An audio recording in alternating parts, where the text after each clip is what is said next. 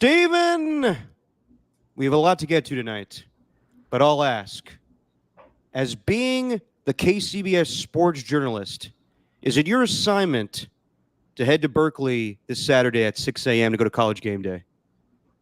No, but I'll be going there at 7:30 because I got tickets for the game. Oh, hell yeah. Yeah. That seems like an awesome. You should go to the game day. I'm not going that early for game day. Yeah, see Pat and Lee Corso put on a head. No. It's never happened before. Does Lee Corso still do it? Yes, and it's kind of sad. I don't know where are they going to even do it though. I don't know. I don't know the campus very well to have to actually say where they would be. I've heard it's kind of weird. I went when Texas was there when they opened the Longhorn Network. I went to school at Texas at the time. It was the dumbest thing ever because you had to buy extra cable shit to get the fucking channel. Right. And so none of the students were gonna pay for that shit. So no one watched the Longhorn Network. So we went the first Saturday of the college football season. It was on the main lawn. It was dumb. Like you just sat there. You couldn't see shit. There's signs blocking your view. I'm short also, so that's what I heard. It just you heard I was short. No, I knew that. Yeah, but I heard that it's just a boring experience. There's just a whole bunch of people that are grouped up, but if you're standing hella far away, there's not really much of a point to it, and you kind of just wasted your morning by waking up early. Yeah, but it's the first time ever in Cal, baby. I need to clarify something. Yeah, this is not sweat stained. All right, this tank top that I'm wearing, it's not sweat stained. It's not grimy. Those are all meat juices. This is the design of said tank top. All right, Steven, and I could say this because I'm Italian. You look like every Martin Scorsese character when they're yelling at their wife to make the mistake. Thank you. Yeah, you're straight. You're looking like Jake LaMotta tonight. Yep. I look like after they kill somebody and they got rid of the blood that's on their button-up shirt, so they had to get that off. Like I look like that. Yeah. Yeah. I've also been told that I look a lot like JD Vance. So you are welcome for me taking time out of the debate tonight to join this podcast. I don't think you look like JD Vance. Been told I have. Actually, it's just Spadoni. Spadoni thinks I look like any white guy with combed over hair and a beard. Well, I'll tell you what. I guess you look closer to JD Vance than Andy Samberg, who looks like who's Kamala's running mate? Tim Walz. I don't understand that SNL choice. Yeah, that's just Yeah. Yeah. But back to your attire real quick. What seriously, you look like my uncles like during Thanksgiving. It's hot as hell, man. I know.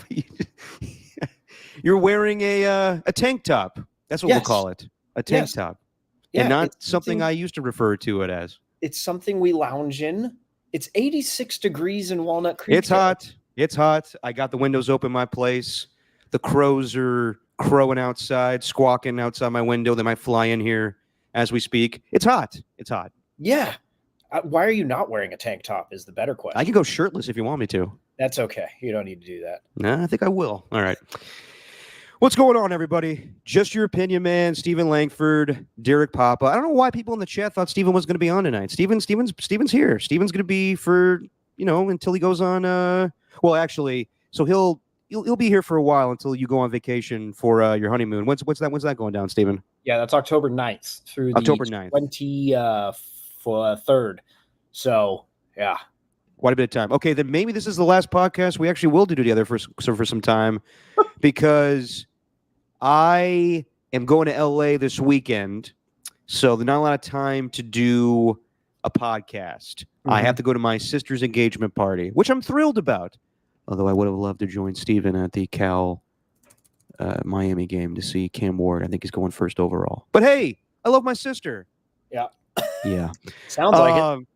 So, but I got some time on Friday afternoon, morning-ish, because Tolbert and Copes are doing a local show at Almanac Brewing in Alameda.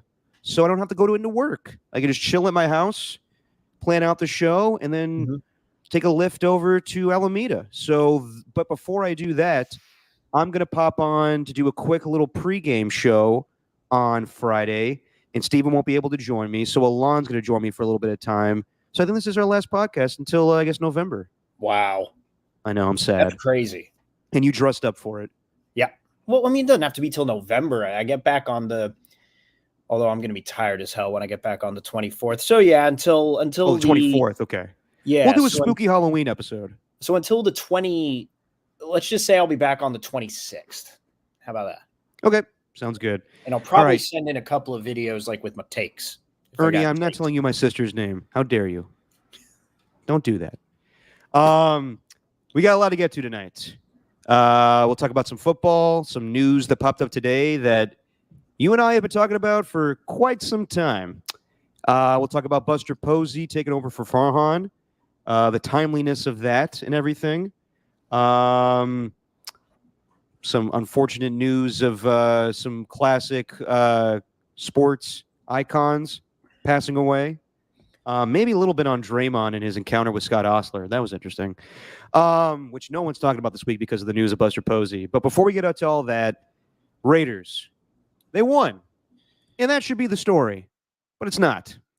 I don't know how much you want to dive into the game, Steven.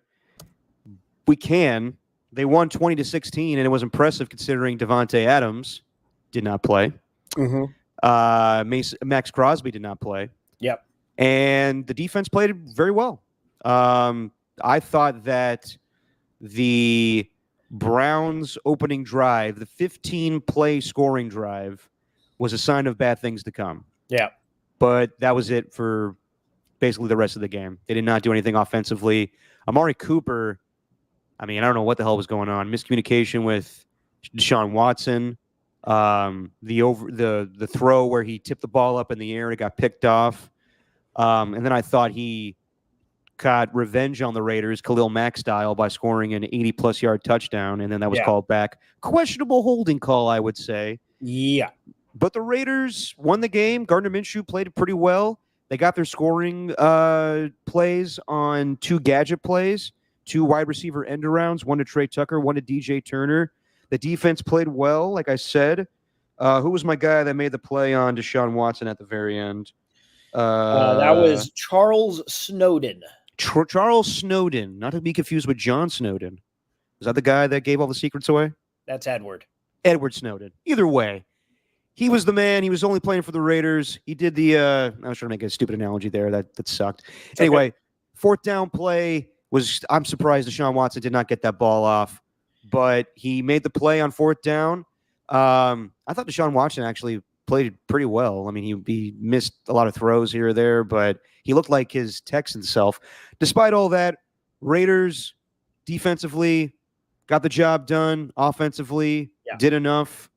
Yeah, impressive win without Davante Adams. It was their defense was like bend, don't break, pretty much. A lot of missed tackles. They're actually one of the worst tackling teams in the league if you're just looking from a missed tackle standpoint. I think only one other team has more than they do, and like the remainder of the NFL, it's nowhere close. So they still have a problem with that. But in this game, it really felt like getting pressure on the quarterback was huge. I think they had like 12 pressures or something like that, a majority coming from Adam Butler and Christian Wilkins up the middle. I thought the story of this game, in part, was kind of the unknown players. You mentioned Charles Snowden, but obviously with Max Crosby out, you got some guys coming off the edge. And they had 16 pressures in total, not 12. But you had this one random guy, number 97, Janarius Robinson, who was on the practice squad. He actually got arrested for a DUI earlier in February. We really haven't heard about him that much, but he was making plays. Kalavin Chison, I don't know how you even pronounce his name, but number 44, he's the guy they picked up after Malcolm Kuntz went down. Yeah. Case. I don't know. Any time he was on the field, it felt like he was making an impact play. A lot of them were in 3rd down situations. Isaiah Polomau, who came in for Marcus Epps, who now had a season-ending injury after the last game. He was awesome in this one. He even got into the backfield. just a lot of the unknown guys had some impressive games. Robert Spillane, kind of the known one. Trevon Merrick, the known one. Obviously, Christian Wilkins did what he did. And then what I liked, this was his second game, but I love watching the rookie, Jackson Powers Johnson. Sometimes he seems kind of lost in the run game, but JPJ, he's a lot of fun to watch, man. He's an energizer bunny. What are you doing? Am I freezing on your end, or is it just me? You are skipping back and forth, yeah. No, that's fantastic. It may just be because it's super hot outside and everybody's using their electricity. Could be, but you're doing fine. But yeah, I just think that the next time you watch a Raider game and you watch the run game specifically, just watch for number 58, who is always chasing after the dog pile, looking to block somebody. He's a lot of fun. He's got some things to brush up on, but I think he's going to be a heck of a player at some point. Yeah, I think your guy Tyler turned you on to him because he's a big Oregon guy. He was telling me about that at the wedding. For sure. Yep. Yeah, I mean, the biggest takeaway for me is that the running game actually came to life. They had 152 yards rushing. And, Luke Getsy was actually having creative plays. They needed to without Davante out there. Brock Bowers kind of, struggled a little bit. He dropped that first pass that was thrown to him. But otherwise, yeah, good performance by the Raiders. And I would say the Browns should be better than that between their defense and what they gave up to get Deshaun Watson. What they paid him, they should be better than that. But Raiders got the win. It was ugly, but it was ugly, but they got the win. The fumble there that the Browns recovered. Ronnie McLeod getting that touchdown. They're lucky that they missed the extra point. Otherwise, that game could have gone to overtime, but it didn't. So the Raiders got the win. They're 2-2. Yeah. Things are looking better for them in the AFC West. Broncos got the win too, so we'll see how things go in that division. But you also mentioned the run game, though. We need to stop with this whole Zamir White is the bell cow of the Raiders. He's the starter. Like, they need to split carries with him and Alexander Madison, even after this game. I don't think Madison's much of a starter, too. I mean, we said that same thing when Dalvin Cook got hurt. He's great. He comes in and gives you a burst of speed, but he's not like an every down back, and I don't think the Raiders really have that right now. And Zamir White, he's only got 49 carries, which is 24th in the league, and he only has 152 yards rushing, which if you include quarterbacks, that is 37th in the league, and that is only 2 spots ahead of actual starting running backs, and that's Rashad White and Javonte Williams. So, yeah, he's not panning out as a bell cow guy. They need to split carries with those two. But I don't know. They're going to have to search for anything because they might not have their best player much longer.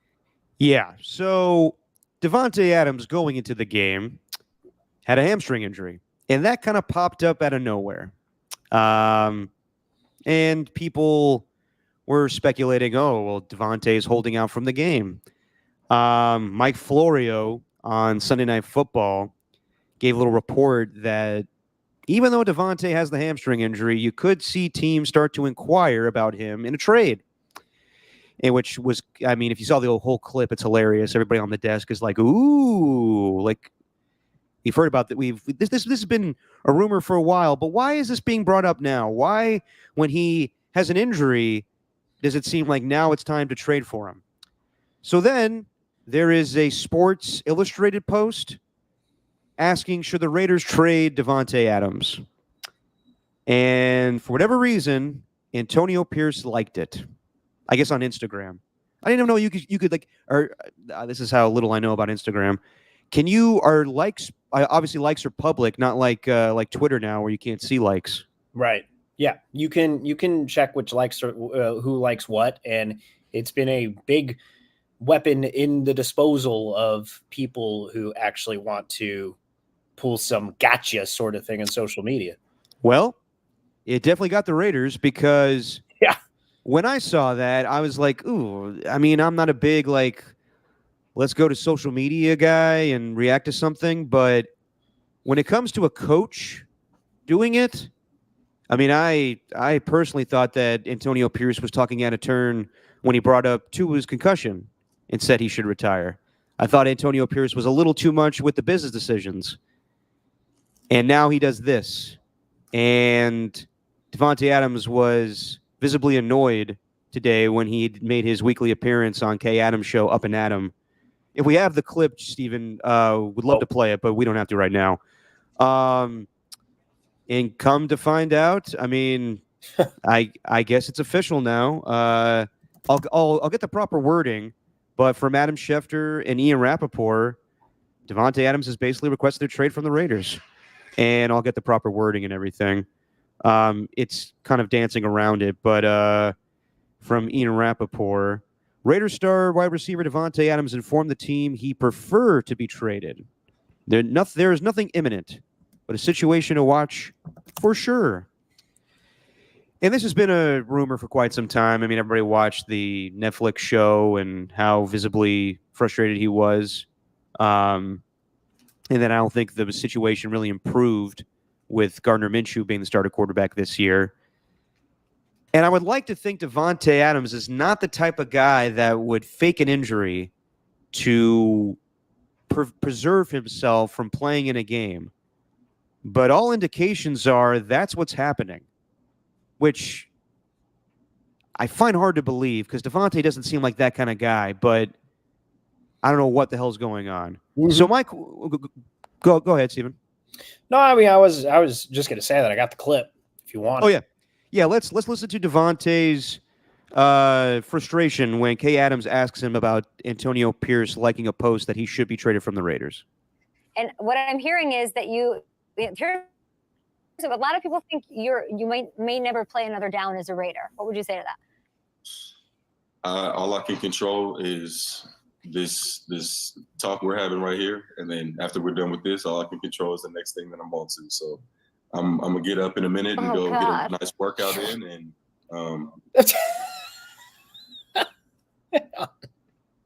that wasn't even the right clip. No, but I think that's towards the end. You want to play from the beginning, Stephen? Hang on.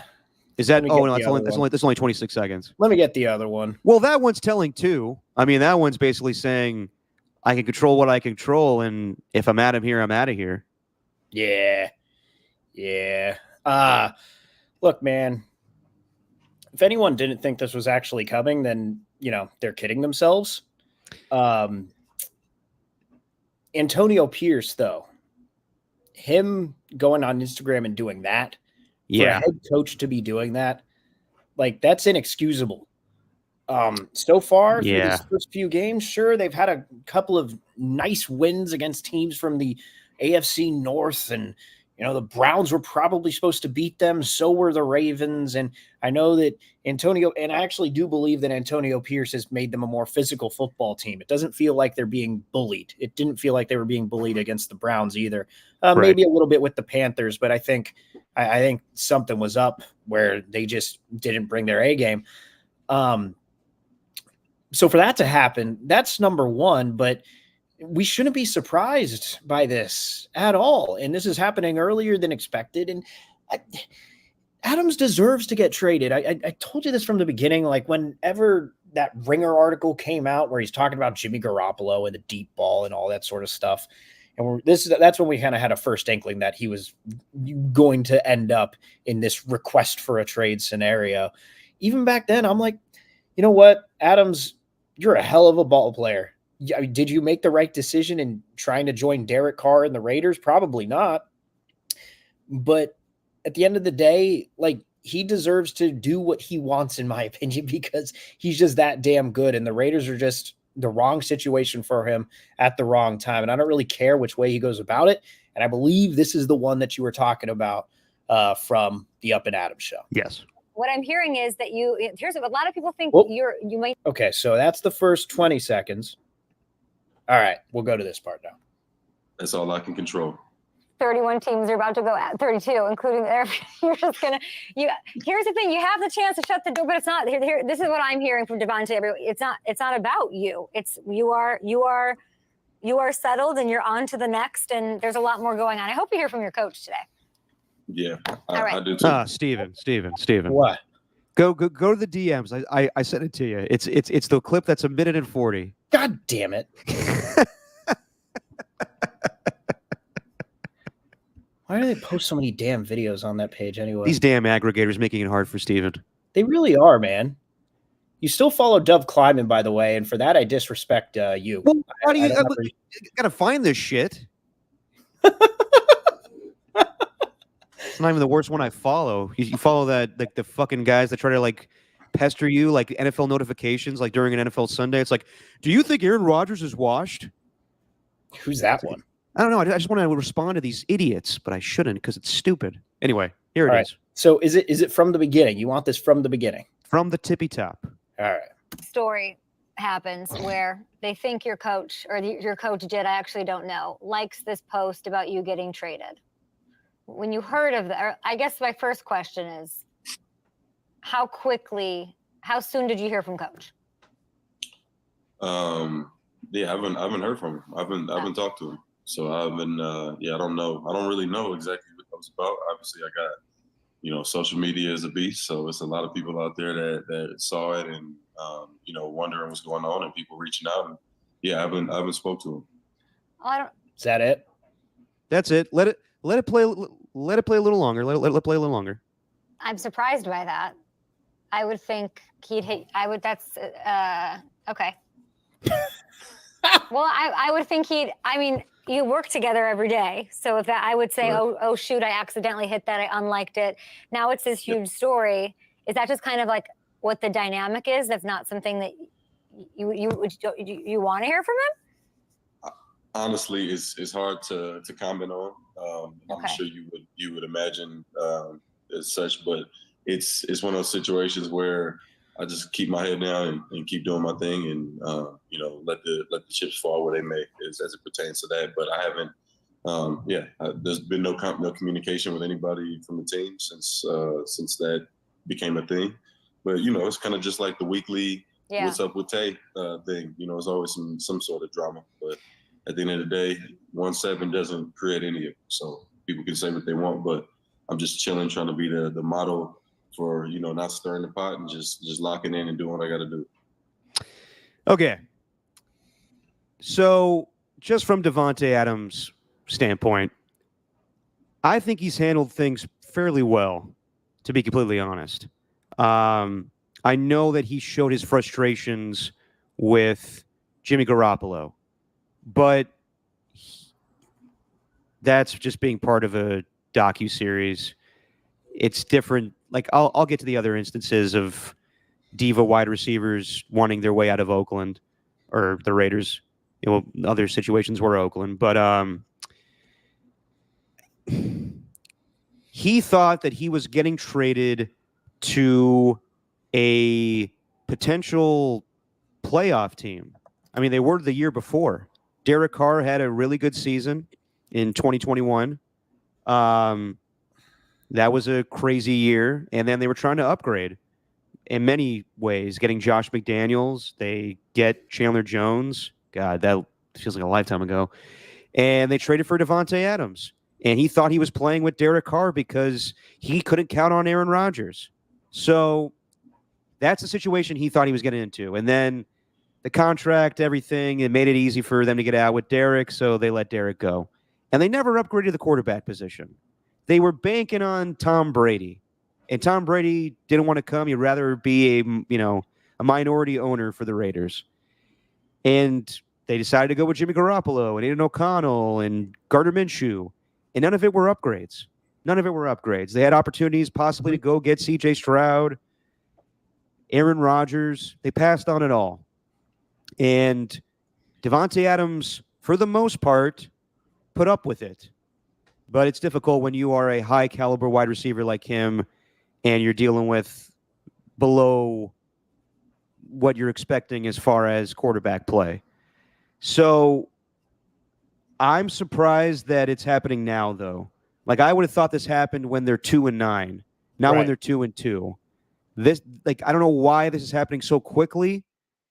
I have to believe that Antonio Pierce was the one calling out Davante Adams when he said business decisions. Was Davante Adams just doing a half-ass block on something? Why now is this happening? And tomorrow's press conference with Antonio Pierce will be very interesting. That's all I have to say about that. I don't know. It does feel like he's going to be pretty upfront with everything, though. I don't know if he's going to try to tiptoe his way around it. I wouldn't be surprised if he straight up says, yeah, I might have been talking about him when I talked about business decisions. And yes, I might have intentionally liked this post.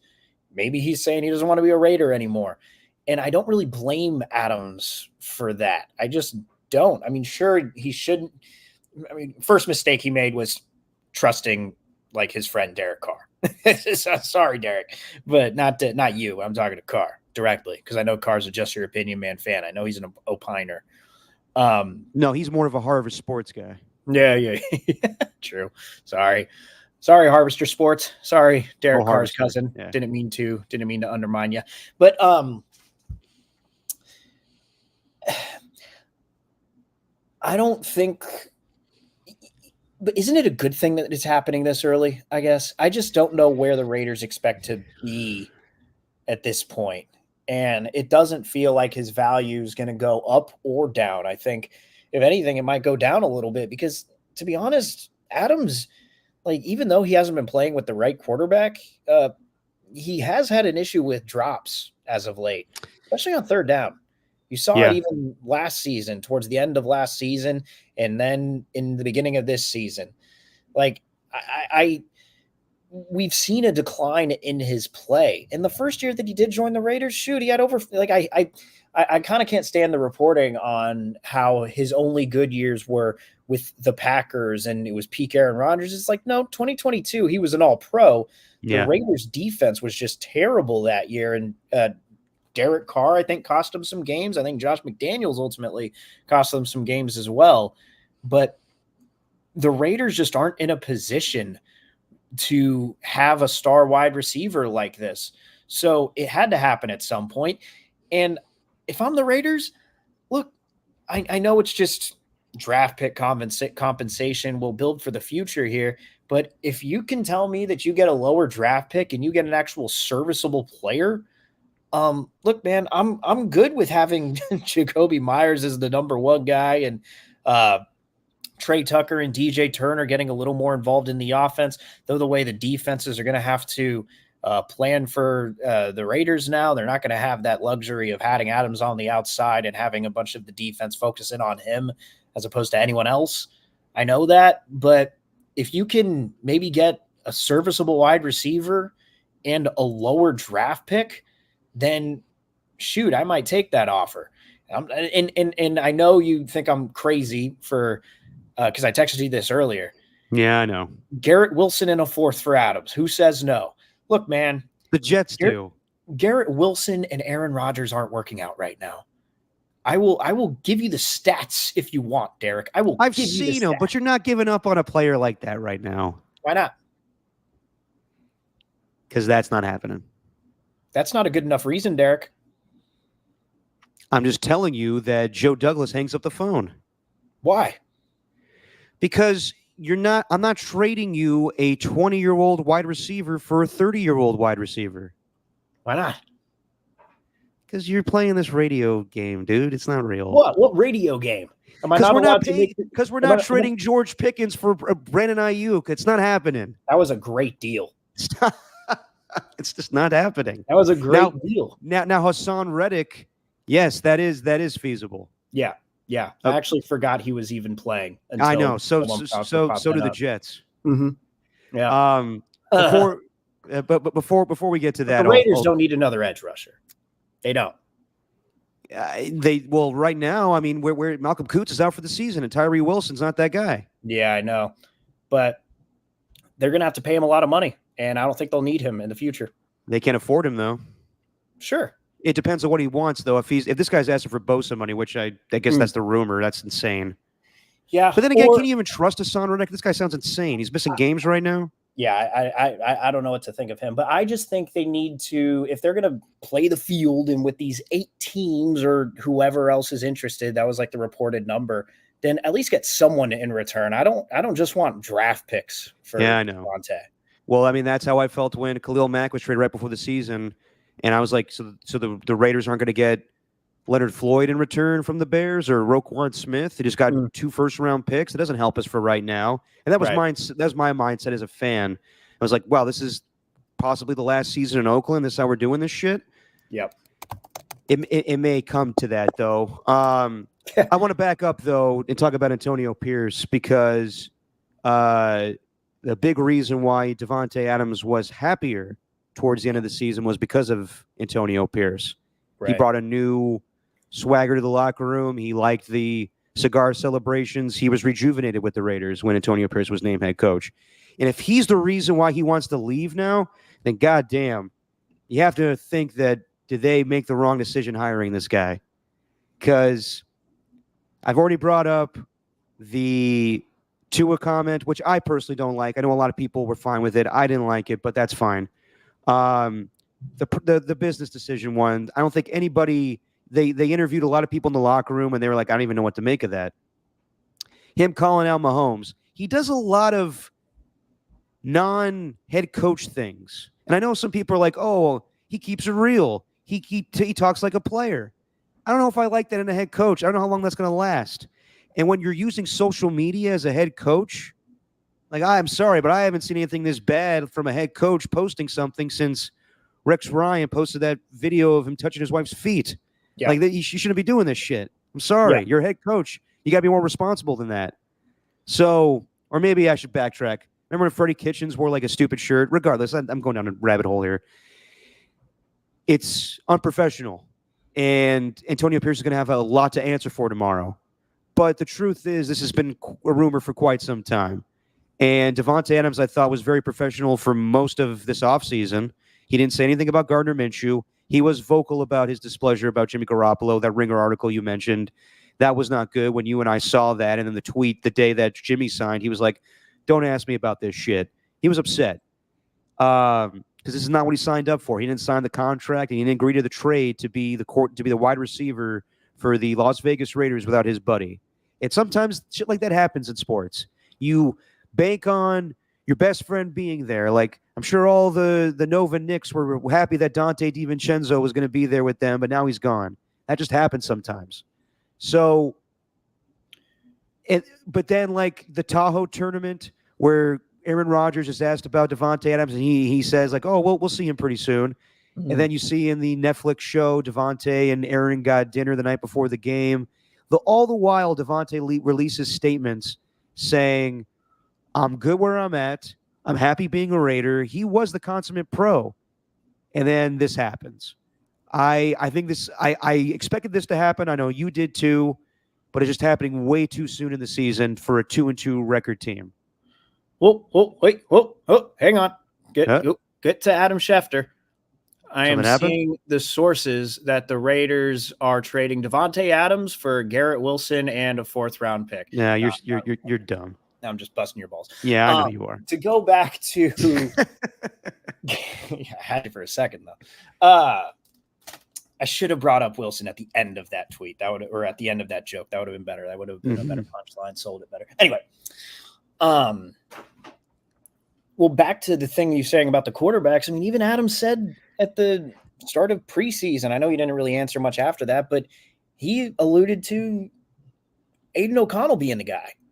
It's like I think Aiden O'Connell is the starter right now. Like if he had to give an honest assessment, and I know that's after like the first week of the preseason. How much stock do you really want to put into that? Not much, but I still think it means something when he said Aiden O'Connell's the guy, and through the rest of the preseason, he didn't show us any reason why he shouldn't have been the guy from week 1. And they make the surprise decision to go with Gardner Minshew. Maybe that's when the first dominoes started to fall with Adams and his frustration with the team. It is unacceptable though as a head coach. It's the worst thing you could do. Really, liking a post involved with that. You're not some player. You're not Christian McCaffrey accidentally fumbling during an NFL Network interview saying that Brandon Ayuk is actually a former teammate. You know, you're not supposed to do that. I do like how he is in his press conference, and he doesn't talk like your average coach, but there are times when his mouth has been writing checks that so far he hasn't been able to cash. And whatever he meant with those business decisions, it's turned into this. And the writing's on the wall here, man. But the Raiders are just moving nowhere fast anyway. They're really not. I don't know if Antonio Pierce is the guy. You got to find a head coach. Luke Getsy, I mean, the offense isn't running some like well-oiled machine. Sure, they broke off a couple of big runs and got a couple of big plays here and there, but Luke Getsy doesn't inspire much confidence. They're probably going to need to rebuild at the coaching level. They're going to have to find some quarterback and now apparently a wide receiver to run the offense. Who knows with the offensive line? The defense seems to be okay right now, but Patrick Graham's probably going to be on the short list of guys who deserve head coaching opportunities next season.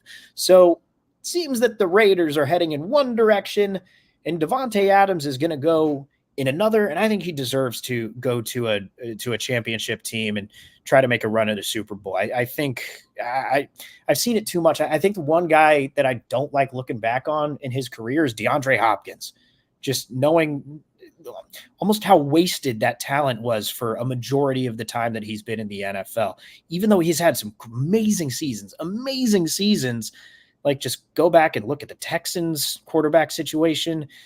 Go back and look at the Cardinals and where they were at. And now obviously with the Titans and Will Levis, like I don't want Davante Adams going down that same path. I think he's a good player. I think he's a good dude. I think he deserves to get a shot at a Super Bowl. Which team is that going to be with? I don't know. Maybe it's the Jets, Chiefs, Bills. I don't know. He ain't going to the Chiefs. Nah. I will guarantee that. I saw people throwing that out there today. Davante Adams is not going to the Chiefs. Yep. I think the Chiefs prepared for Rashee Rice to not play this season because they thought he was going to get suspended. They weren't planning on Hollywood Brown being out too. But no, he's not going to the Chiefs. If anything, the Chiefs signed Hunter Renfrow or Michael Thomas. But yeah, he's not going to the Chiefs. Yeah, it's more than just like a business decision. There's something personal there with the Raiders and Chiefs. And that business decision thing is a shout out to Tacky because he's going to hop on the Vince McMahon doc. And if you watch that, Mr. McMahon on Netflix, if you watch that, it's just a lot of, hey, I'm Vince McMahon, and the decisions I made were purely for business, not personal. I never had any, never hold a grudge. It was just personal. It was all for the business. Well, I'll check that out. Do you recommend it? If you want like a history lesson on WWE, then yeah. Okay, but does it get into his transgressions? A little bit, but think about it like this. You remember when Run the Jewels came out with RTJ3 and it happened like just after George Floyd and everyone kind of thought they made an album in response to the murder of George Floyd? Or the fourth excuse one, me, yes. 4. Yeah. Sorry about that. Well, after that, LP came out and said, yeah, everyone thought it was, but no, this album's been in the works for a while. It just so happened that George Floyd was in the middle of that, or as we were about to release the album. Looks like they were just making a documentary on Vince McMahon and how he built the business, and it just so happened that there was a bunch of allegations of abuse and trafficking and all this sort of stuff against former employees. Gotcha. Okay. Yeah. So if you want to, it's pretty, I enjoyed it because I like watching WWE stuff and hearing those guys talk, but it's not going to get to the very bottom of all of that. If you think, I hear you. Back to the Raiders. Yeah. Back to the Raiders real quick. What sucks is, I acknowledged it. You acknowledged it. When the Raiders got Davante Adams, we all thought of how long is this going to last? Because this seems too good to be true. And we thought of same reason we thought that that Andy Dalton was going to do something against the Raiders 2 weeks ago is the same reason why we thought that Davante Adams was going to last with the Raiders, just because we've seen it before. They fuck up a good thing. It happened with Randy Moss. Randy Moss got to the Raiders, was happy to be there, and then Norv Turner, he hated the offense. He hated playing for Kerry Collins. He hated playing for Art Shell. Hated playing for Aaron Brooks. Hated playing for, who's my guy, Andrew Walter. Didn't work out. And then what this kind of feels like is not the same extent, but Antonio Brown. And I never thought like, oh, let's go from Amari Cooper to Antonio Brown. But Antonio Brown was the number one wide receiver in football at the time, so he didn't hate it.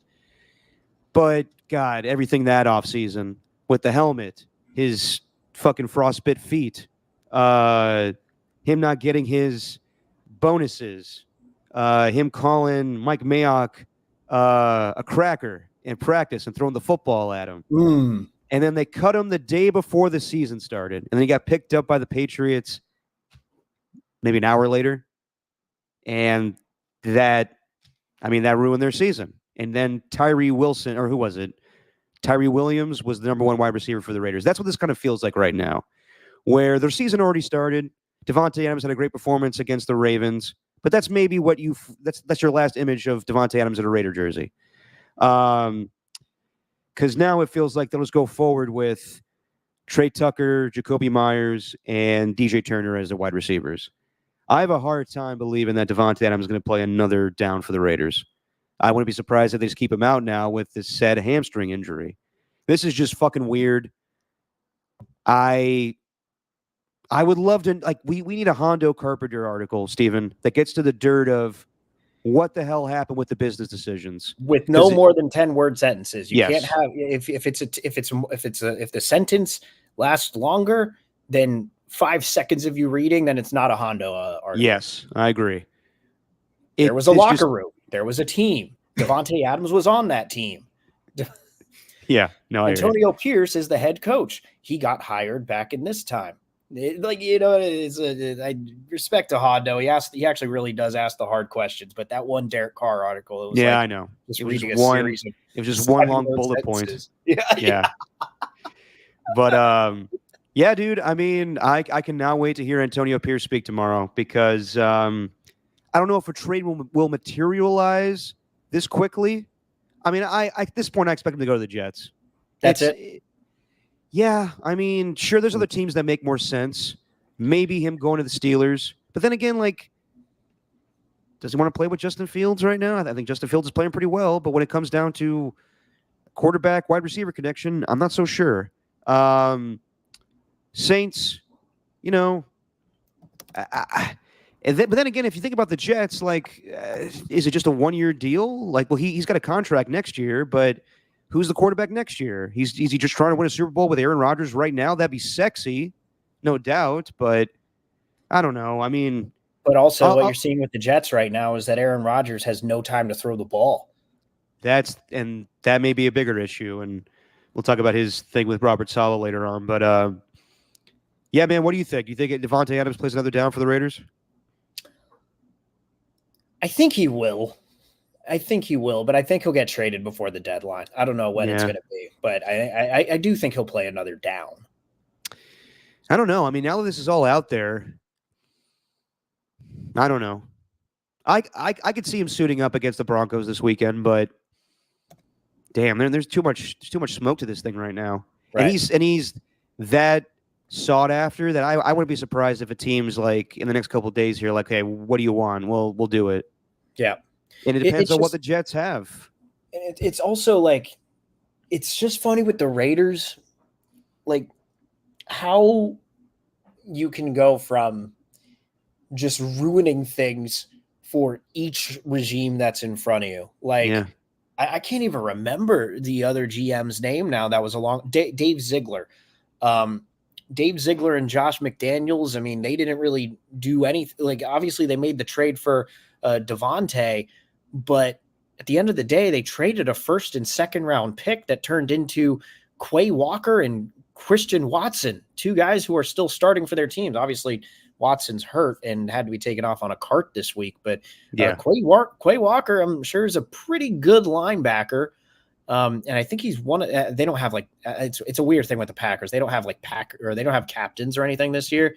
But I think if Quay Walker was if they had him, I think he'd probably be a permanent captain on that team. It's just the amount of people that were available in the drafts behind those guys, or rather in between. It was literally the end of the draft. I think it was the 22nd pick in the first round, then the second pick in the second round. That's what the Raiders would have had they not given up Davante. And it's just guys that are behind them. You're looking at Jermaine Johnson, George Karlaftis, obviously Christian Watson, Breece Hall is there, Kenneth Walker III. Like, you could have gotten some pretty serviceable players in that draft, and they just decided not to. It was a losing. The Packers got fleeced, and the Raiders and both Davante got screwed. But I don't hate the move. I thought it was the right move at the time, and I still would do it. It's just that, I mean, let's be real. Who's been the best quarterback for the Raiders the last 3 seasons?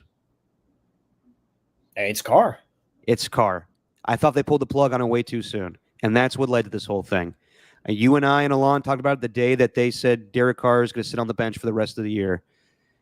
How's Davante going to respond to this? If they upgrade the quarterback position, then I'm sure he'll be fine, but they never did, and it pissed him off. So I think the Raiders only have themselves to blame, honestly. They could have kept it going with Derek, in my opinion. They really could, but Josh McDaniels was that ego-driven that he can win with any quarterback, so he wanted to go with Jimmy Garoppolo, which was a downgrade. It was. So, yeah, they fucked up a good thing. This isn't Randy Moss or Antonio Brown lashing out. They fucked this up. Yep. Yeah. All right. We will see what happens in the next couple of days here. What a way to put a period at the end of that conversation. They fucked this up. Yeah. Yep. That'll be the intro of the podcast version. Boom. All right. Should we talk about the Niner game? I don't feel like I don't feel like between the two radio stations anybody's talked about the Niner game since Sunday. Really? I mean, yeah, we have, but like this Buster Posey thing just blew everything out of the water. Yeah, that's right. Well, let's talk about it. Niners win 30-13, and they needed this one. Now, was it impressive given the opponent? Not really, but they needed it. It was a gimme game. I will say this. I've been very impressed with Brock Purdy. Very impressed. His mobility this season has been crazy. The way he's been moving in the pocket and picking up first downs. Maybe I didn't notice it before, but he's moving very well this year. And I never thought he was a system quarterback, but the way he's thrown it this year and like he's impressive me. That's all I got to say about that. Would I take other quarterbacks over him? Yes, but he's playing outstanding. Well, I don't. Well, it's weird because I don't think anyone's really underestimated his ability to evade pressure and escape the pocket and run for a first down. I just think he had to do it so much in the first half against the Patriots. He was pressured 10 times. Mm-hmm. They got to him 10 times, and he needed to escape pressure out of that in that way. And I think really it was just highlighted in the first half, and that's why you're saying, I don't know if I noticed it before. No, you've noticed it before. We've talked about it before. It's just it all happened at almost it felt like every down, every play in the first half at least. In the second half, it was a little different. Well, I noticed it last week. I thought he moved very well against the Rams, but this last game against the Patriots, I thought he moved pretty well too. But and right now, I mean, I know other guys have had pretty good starts of the season defensively. Aiden Hutchinson had that 4.5 sack performance, but Fred Warner, I would say right now, is probably your very early leader in the clubhouse for Defensive Player of the Year. Yeah. That pick six. Anytime you score a touchdown, that's always good for the stats. That's basically why Khalil Mack won Defensive Player of the Year in 2016. He's playing incredible. And they play the Patriots. They, like I said, they needed that game. And before I go any further, Steven, if you want to chime in, you have hot sauce to eat. Yeah. Yeah, I do. I can't wait to see you sweat more in that tank top. No, as a matter of fact, I'm not sweating that much because I'm wearing the tank top, Derek. It's meant to prevent sweat, a.k.a. why I'm wearing it now. And you can also yell at the neighbors from across the way that their TV's too loud. Yo, we're trying to live over here. Turn your fucking TV down. Nah, trying to live in a civilization here. The new one is, hey, you're playing your electric guitar way too much late at night. It's 10:30 at night. What are you trying to learn? Stairway to Heaven? Take care, brush your hair. Take care, brush your hair. Yeah, that's the new one though. We got it. It's not really too bad because he's like a little down the hall, but yeah, there's this dude who's just really playing the guitar on his amp. I'm like, I don't want to say anything too much because these walls are pretty thin, but yeah, the guy has he has a significant other. It looks like. I'm like, damn, you really tolerate like that being played at full blast in your apartment at 10:30? You know what I mean? Anyway, I'll say this. Dude. There's nothing worse than living with musicians. I had my buddies, love them to death, but God, did they want to hear their own music all the time? And it was annoying. Playing the piano super early, playing guitar. You're not that good.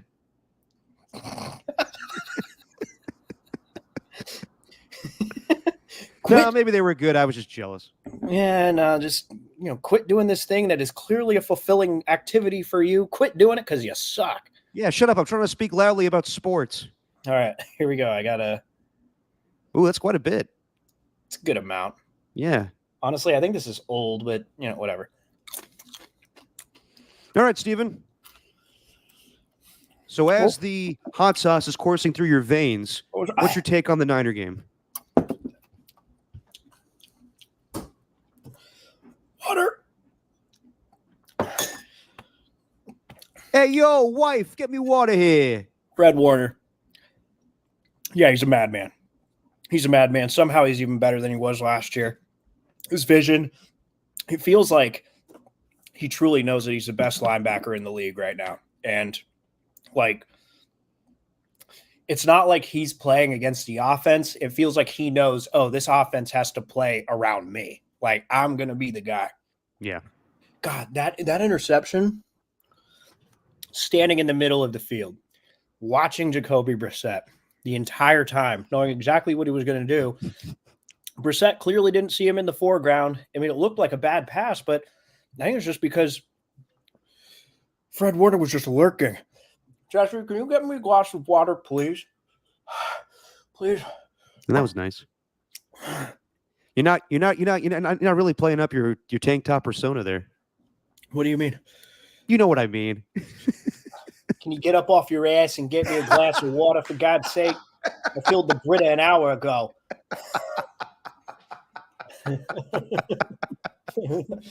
Ow. Watch your eyes. Watch your eyes. Oh, yeah. Thank you. But, yeah, Fred Warner, you can go on all day about Fred Warner. Yeah. But I did want to bring up Brock Purdy. Yeah, he's awesome. He was just – I do have the opinion that their offense is not as creative as it was with McCaffrey in there. And I think – and I wonder if this is a stat to you that is actually kind of concerning for the 49ers, or more of an impressive stat towards Brock Purdy.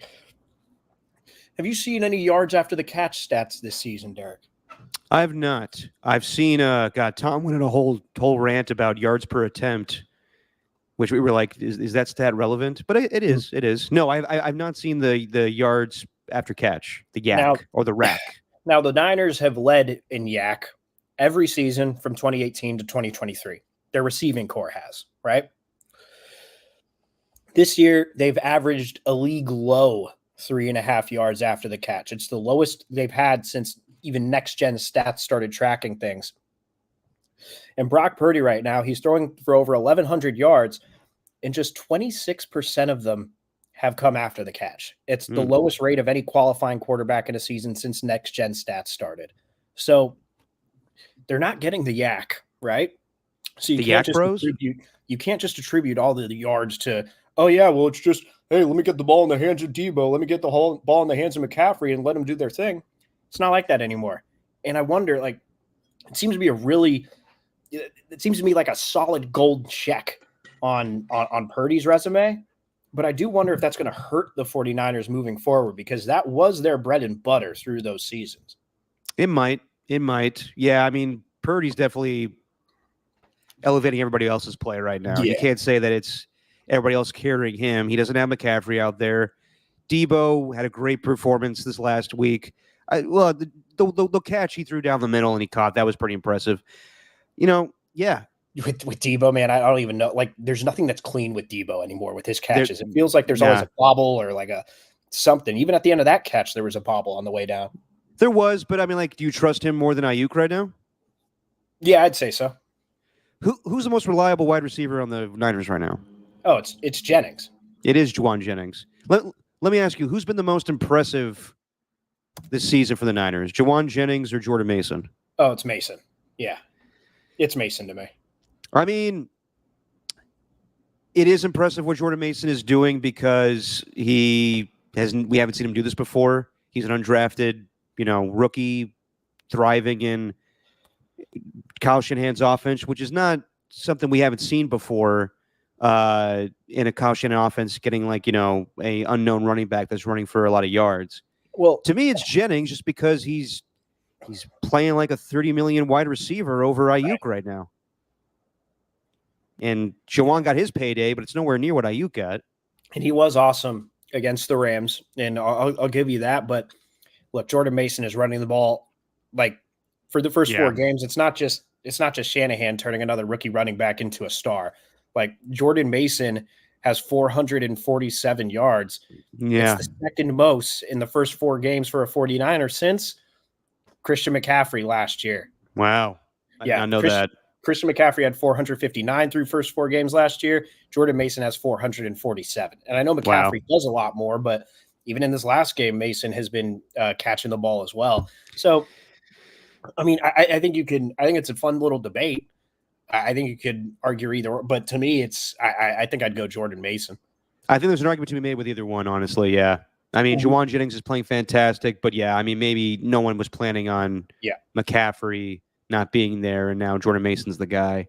Yeah. I also think the defensive line has been really impressive too. I know they haven't gotten home too much, and the sack numbers might not be there, but I mean, look back at the game against the Pats. I know it's the Patriots, and I'll say this, they do suffer from the opponent factor. Like the Jets, Vikings, Rams, and Patriots.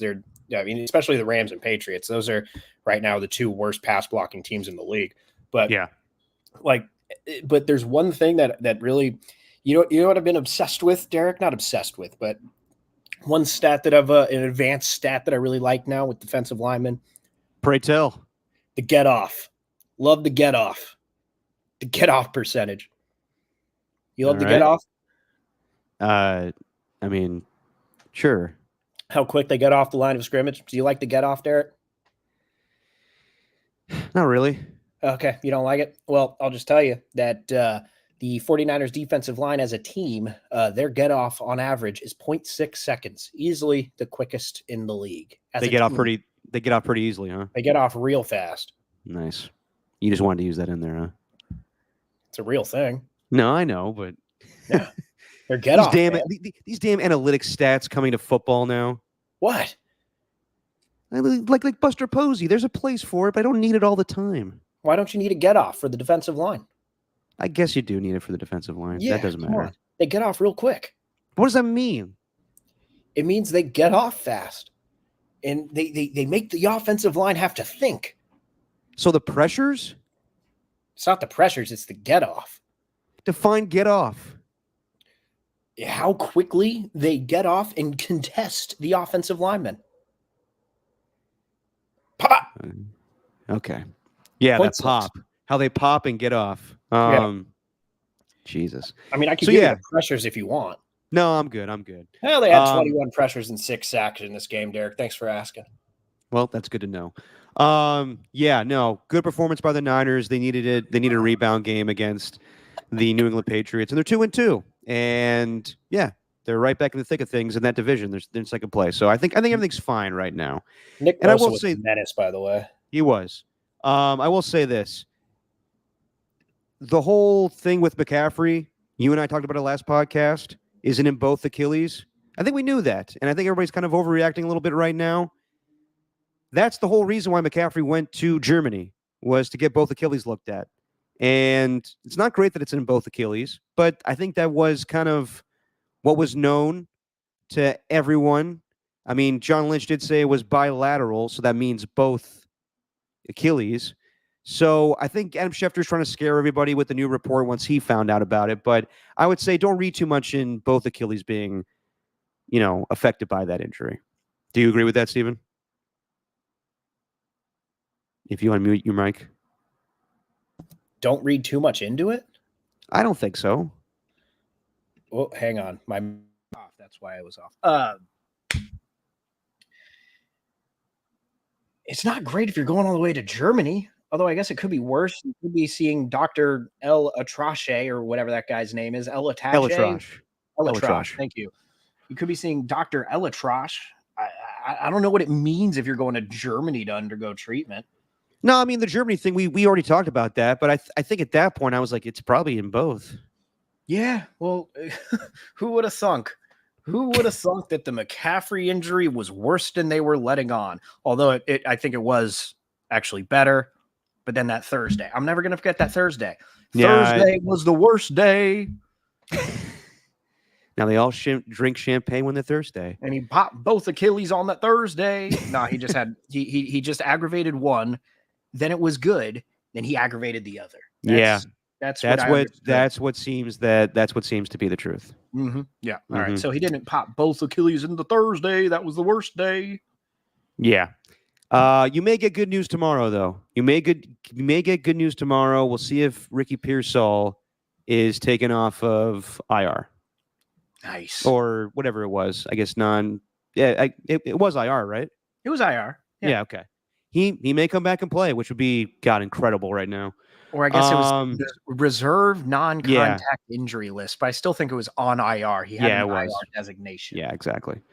So that could happen tomorrow. We'll see about Ricky Pearsall if he's good to go against the Arizona Cardinals. Should we do a little quick hits? We'll go quickly because I know you want to get to this game of teams that we were wrong about. Oh yeah. Okay, so I'll go quick. Stop me if you want to, Steven, to react to what I have to say about these games. I think the Vikings are the best team in football right now. They've been really impressive. They've kicked the ass of 3 straight playoff teams. The Niners, the Texans, and the Packers. And Sam Darnold is playing fantastic right now. That defense is playing fantastic. I think it's because they got basically 2 head coaches, Kevin O'Connell on the offense and Brian Flores on the defense. What I will say, though, is Jordan Love was extremely rusty coming back in that game, but he looked really good as the game went on in that second half. And obviously, sad what's going on with Brett Favre right now. Parkinson's. He honored him before the game wearing a jersey. And he had a Brett Favrean game, threw 4 touchdowns and 3 interceptions. Questionable interception he threw. They just threw the ball up in the end zone when he was getting blitzed. But at that point, Jordan Love was having success just chunking it deep. I wonder about Sam Darnold and the Vikings if they're down in a game. I want to see what happens then.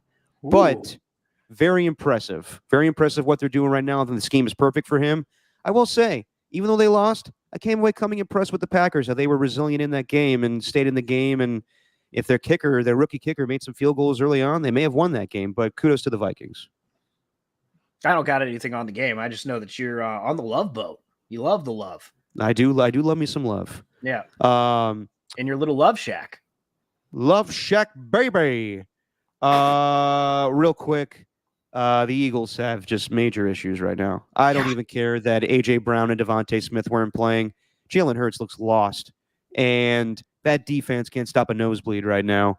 They made all those additions. I don't know what to make of them. I need to start giving more kudos to the Buccaneers. So, yeah, Eagles are a mess. Buccaneers are better than I thought. And Baker Mayfield throwing a little shade towards Tom Brady, and Tom Brady didn't like it. I don't blame him for that. Well, yeah, but yeah, I get it. I get it. Whatever. I've always thought Baker Mayfield was a talented quarterback. It's just obviously with the Browns, it never worked out. But with the Buccaneers, man, he's really found himself a home. And to what Tom Brady was saying, it's only been a few years, but we've seen it with Brian Flores. Like, that type of talk doesn't work with this new age of players now. They need. They don't need to be in that business where everything is Super Bowl or die. I get it. He's the greatest of all time for a reason, but we're in a new age now.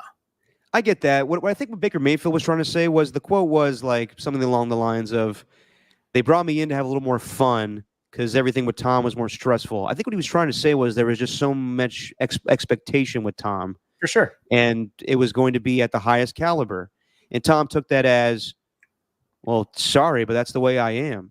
And I think that's what you're seeing right now with Aaron Rodgers. I'll transition to that. But I don't put too much stock into what Baker said. I think Tom reacted to it, and I don't have a problem with what Tom said to Baker. With Aaron Rodgers and the Jets, you shouldn't lose that game. I mean, that was a Zach Wilson type of offensive performance. And I know he's got problems offensively with his offensive line. I thought they made upgrades there. I don't know if Davante Adams coming over there is going to be just the quick fix that gets that offense in gear. Their defense is playing fine right now. Bo Nix throws 60 passing yards and you lose the game. My question, though, is I love New York media. If they made that field goal and won 12-10, what's the reaction? Is everybody like freaking out and saying Robert Saleh needs to be fired? If they won that game, is everybody a little more chill? Probably. Yeah. But he misses a field goal and they lose the game. I think they'll be okay going forward. I don't know if they'll win the Super Bowl. They could still be a playoff team. It's a bad performance, no doubt. When you get Aaron Rodgers, you want to score more than 9 points. But I will say this. Robert Saleh needs to have a clearer thought in what exactly he wants to say in his post-game pressers, because he kind of hems and haws and doesn't give a straight answer, and I understand why that pisses people off. Also, I didn't think too much of Aaron Rodgers pushing Robert Saleh last week. I thought it was just the heat of the moment. He was jacked up. But when Robert Saleh's like, man, maybe we need to change the cadence of the offense when we're on the offensive line if we're causing too many false starts, and Aaron Rodgers is like, well, that's one way to do it. The other way to do it is just hold the offensive lineman accountable. I don't fault Aaron for that. And today he came out and said that him and Robert Saleh are good friends. But it's not looking great. But then again, him and Matt LaFleur kind of went at each other a little bit. So I don't know what to make of that. That's great. That's great that they're friends. But the Jets are out of sync right now. Completely out of sync. And I don't know if that's the coaching to blame. I don't know if that's Aaron Rodgers. Again, him and Garrett Wilson aren't on the same page. And Breece Hall, who was expected to be a top 3 fantasy pick this year, did you see his stats for this game, Derek? I saw. What was it? 10 carries for 4 yards. Yeah. 10 carries for 4 yards out of Breece Hall. Not good enough. Not good enough. They could have given it to Breon Allen on the goal line when they were on the 1 yard line, and that game would have been different. By the way, there was a penalty in this game where Alan Lazard caught a pass, and he did this, the finger guns. That is not the same thing to me as Drake London pulling out the semi-automatic rifle and shooting the crowd. The finger guns is kind of like more playful, but maybe I'm wrong in that. I don't know. Shooter McGavin. Shooter. It was also a T-shirt cannon, Derek. Yeah, I forgot. I'm sorry. Raheem Morris clarified that. That was a T-shirt cannon. Speaking of jokes, you see Aaron Rodgers today on McAfee? No. Yeah, he was talking about McAfee was like, hey, we're going to Cal. So where should I go?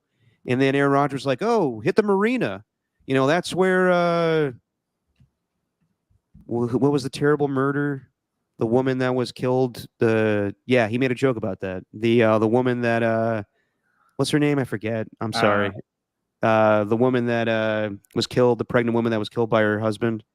Oh, are you talking about Peterson? My God. Peterson, Lacey Peterson. Yeah. He was like, yeah, that area is famous for where Lacey Peterson got killed. Oh, lovely. Yeah. Nice, Aaron. What else do I have here? Jesus. The Bengals needed a win. They got it against the Panthers. Not much to say about that one. CJ Stroud is great. That performance against the Jaguars. He kept them in that game. The throws to Nico Collins. Trevor Lawrence is struggling right now. There's no doubt about that. But I don't think that Doug Peterson should be throwing his quarterback under the bus quite much that he's doing lately. This is kind of reminiscent of when he was kind of throwing Carson Wentz under the bus. And no one's getting rid of Trevor Lawrence. They just paid him $55 million a year. They will get rid of Doug Peterson if this keeps going. Right. No, it's always the head coach that goes in these situations. Oh, yeah. Joe Flacco came in for Anthony Richardson. Might be a better option right now for the Colts. Anthony Richardson's very good, but he's very raw. Might be a better option right now. I need to look at my give it till things because I had until you did have that. I think I had till week 5 that Joe Flacco would come in. That Joe Flacco would come in. I'd have to look that up. Yeah. I also got to look up and see when you had Michael Penix starting for Kirk Cousins. Yeah, that was so. Speaking of which, Falcons need to get more offense. They won that game because of their special teams and defense. They got a fumble recovery on the kickoff that came for a touchdown, or the punt return, maybe it was. And then they got a pick 6. And then they got a tremendous game-winning field goal by Young Wei Koo. That's how you say it, Shannon Sharp. And the Saints They're struggling a little bit offensively. I thought Derek still played a good game, but people are figuring out their offense right now. He's not able to go down deep to Rashid Shaheed as much anremoore. It was almost like we were overreacting to one game in September that Derek Carr went off at. You might be right. You might be right. Really quick to go back to the Steelers game against the Colts. I was impressed because I had questions about Justin Fields if they were down in a game. Once they were down 17-0, I was like, well, that's it. The game's over. I don't think Justin Fields come back in this game.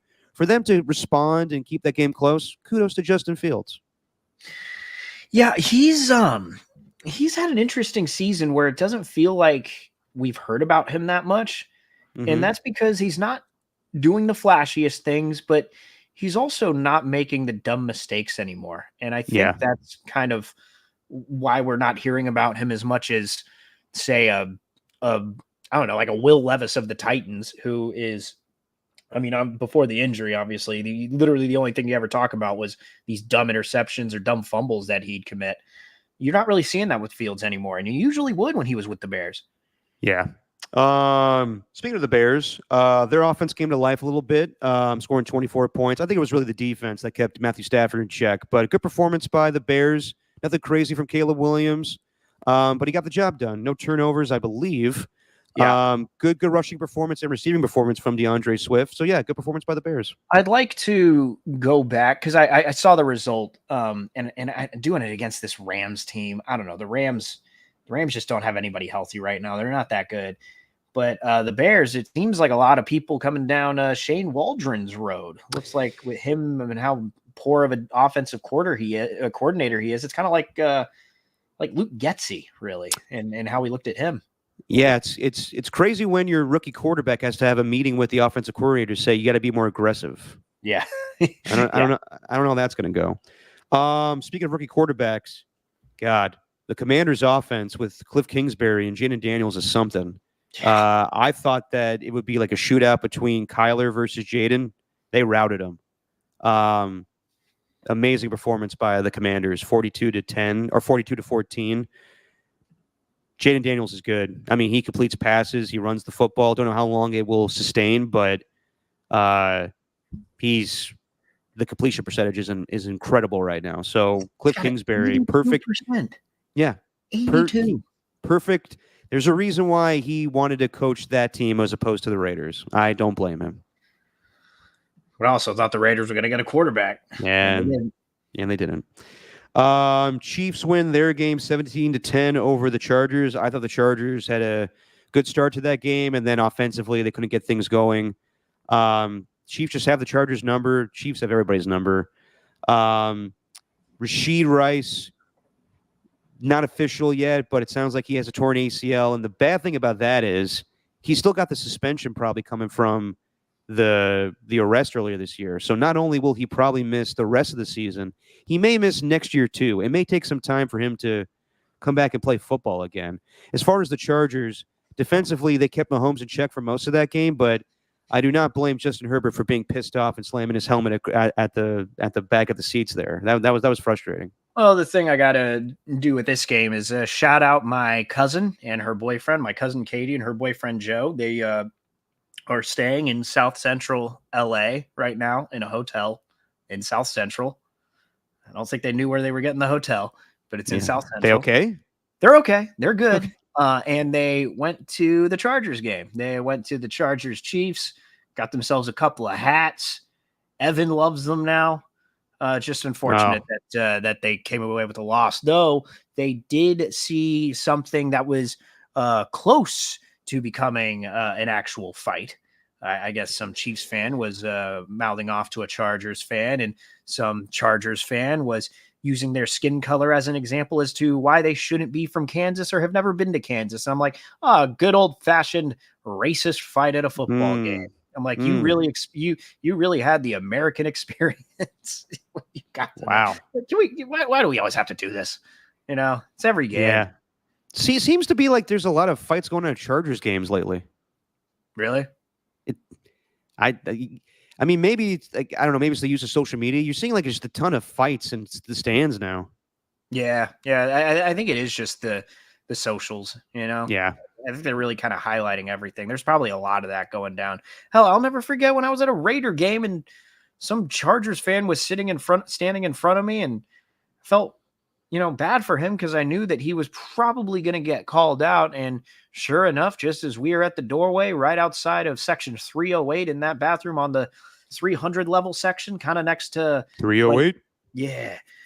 Kind of next to like where the flagpoles are. I was outside that bathroom and I'm in the doorway, and Chargers fan in the cool Chargers baby blue was standing in front, and I think I complimented him on his jersey. And then a couple of Raider fans went up to him and started picking on him for his jersey and the color. Where'd you get that baby blue Chargers jersey, homie? Did you get that at Target? And I'm thinking in my head, yeah, he probably got a good deal on it. Can I go to the bathroom?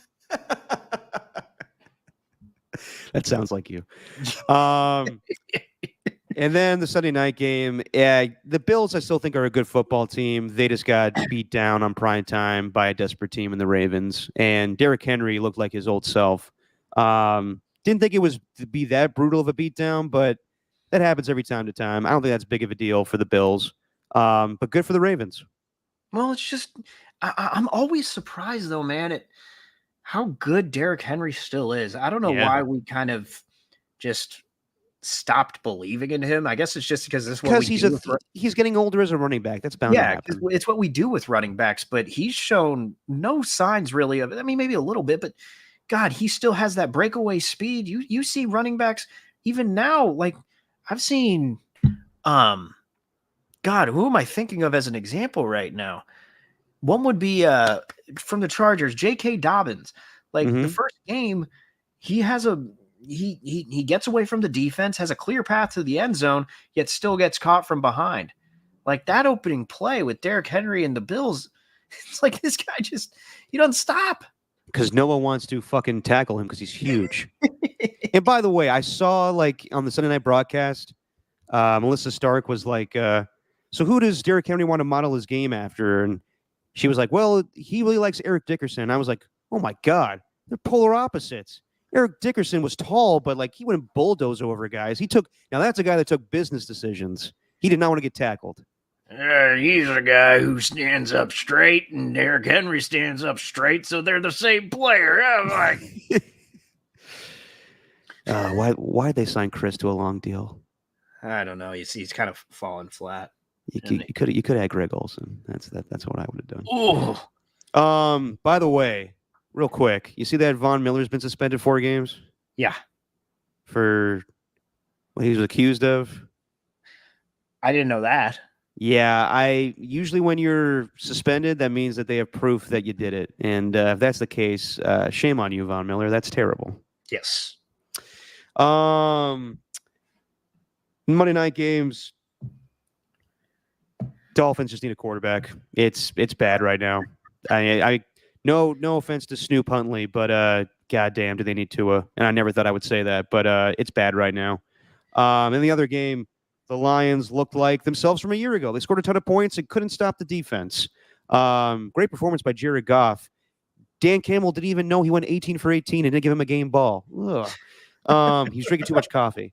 But the best quarterback of the night was Amon-Ra St. Brown throwing the touchdown pass to him. So, yeah, good performance by the Lions. If you even take like the completions and the attempts and you combine them, I believe it's 36 total. He was 18 for 18. God, Dan Campbell had more than that in 1 cup of coffee this morning. He had like a 36-ounce cup, little couple shots of espresso, and then gets going with the day. Mm-hmm. All right, Steven. So you want to play a little game of the teams that we were wrong about and teams we were right about, or? Yeah. I think just like so far, we're a quarter of the way through the season, and I still think there are some teams that, I think there are some teams that are still finding their way. Like, for example, I don't know if I'm going to say just yet that I was wrong on the Bengals. Like, I'm not going to put that team in there because the Bengals, obviously they've started slow, but it's just week 4, and we saw them get a not a huge win over the Panthers, but 34-24 is nothing to scoff at. And you had that big play with Jamar Chase. And I know they're 1-3, but I'm just not ready to put the Bengals in that category. But I got quite a few that I have been wrong about, Derek. Okay. Do you have any? Yes. All right. Well, I guess my top Should I just say mine already? Yes. Yeah, say yours, dude. Seahawks. I was dead wrong. The hell was I thinking? 3 wins the whole season? What a dumbass. All right, let's move on. God, I was really hoping they were going to come back against the Lions. I told Jesse, I was like, can you imagine that? Can you imagine if they actually do this? Yeah. So it's very brave of you to admit that, Derek. Well done. Thank you. But I think the Seahawks and Lions kind of are who we thought they were. They're going to be, I think, at least I think they're going to be contending. Okay. At the end, I think the Lions have a pretty decent chance of winning the North. But I guess my number one, and this is a surprise because I guess I thought they were going to be a much better team than this, but the Jaguars, man. And I know it's not much to look at, 24-20. I know they kept it close, but even before that, like, they just look incompetent on offense. And I thought with Travis Etienne, with BTJ, Brian Thomas Jr., Christian Kirk, Gabe Davis, I convinced myself that this was going to be a high-powered offense that's rolling.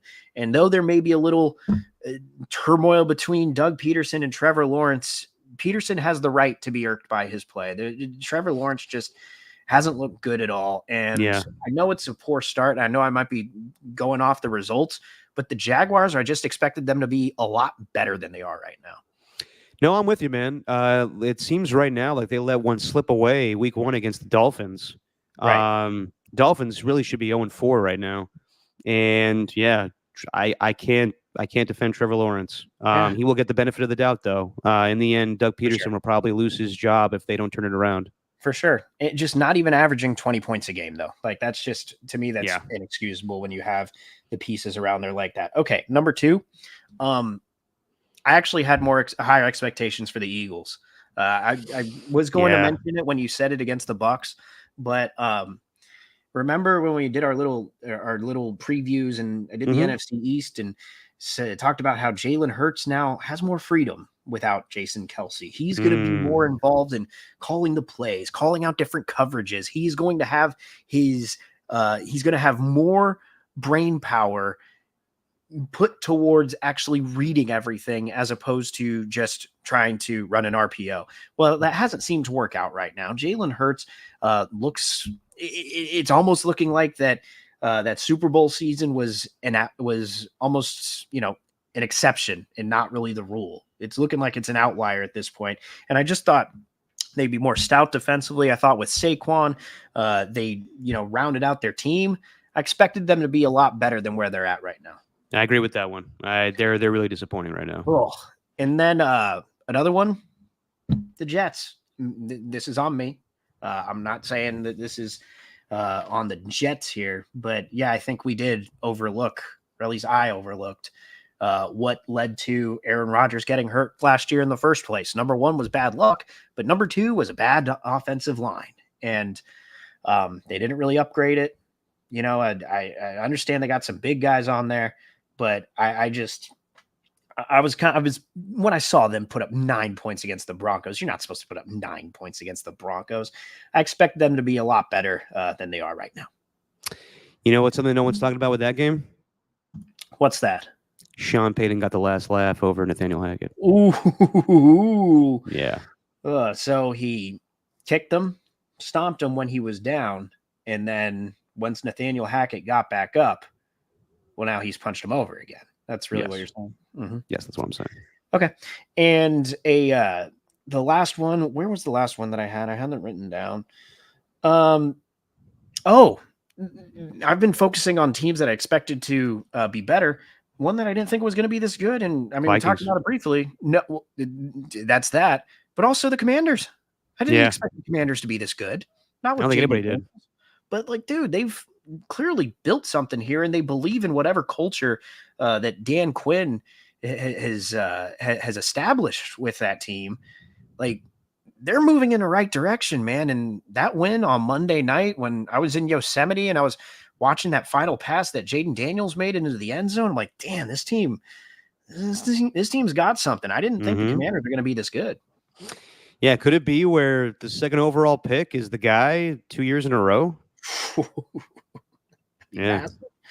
But yeah, and the Vikings are number one because I just Yeah, thought when dude. JJ McCarthy went down, I thought they were done. So, but who's the offensive coordinator right now? It is Kevin O'Connell, right? He's calling plays. It basically is Kevin O'Connell. Yeah. So I guess maybe I underestimated him. I don't know why I overlooked Brian Flores. He did this last year with the Vikings defense. He made them a lot better than they actually seem to be on paper. And right now their defensive line is just crushing everything. Obviously, you heard how Brock Purdy admired Flores after that game. Yeah. Yeah. I'm just shocked that they are this good. No, I mean, I think it's because we all thought that the Vikings were downgrading, going from Cousins to Darnold. But Darnold, he was third overall for a reason. And I know we all go back to he's seeing ghosts thing. You know who caused him to see ghosts?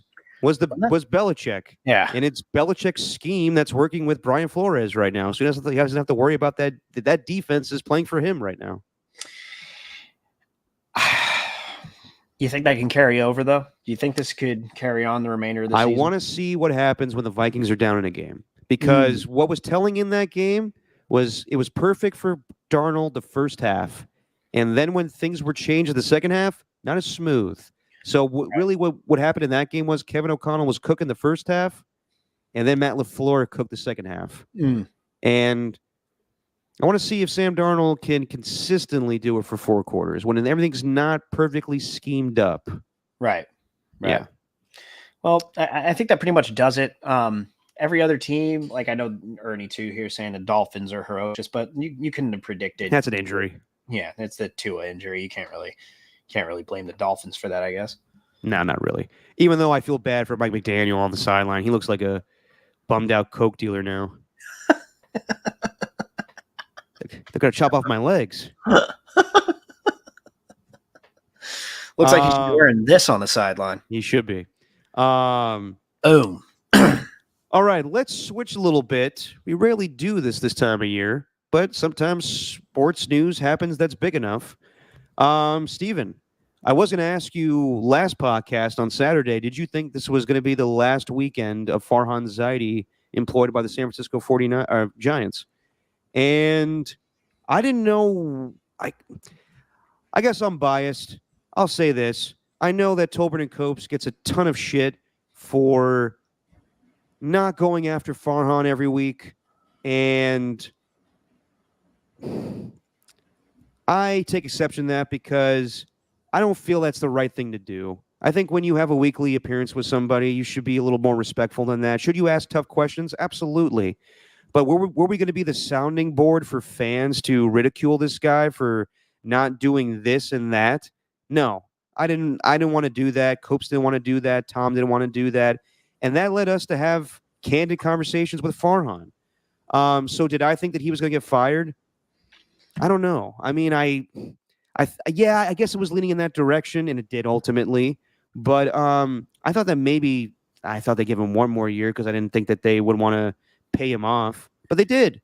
So first and foremost, were you surprised that Farhan was fired? Nah. Yeah. No, not after the Chronicle and what they reported over the past month. And with the Athletic. I mean, at first it's, well, actually, Farhan and Melvin's contract is guaranteed through 2025, not 2026, as previously thought.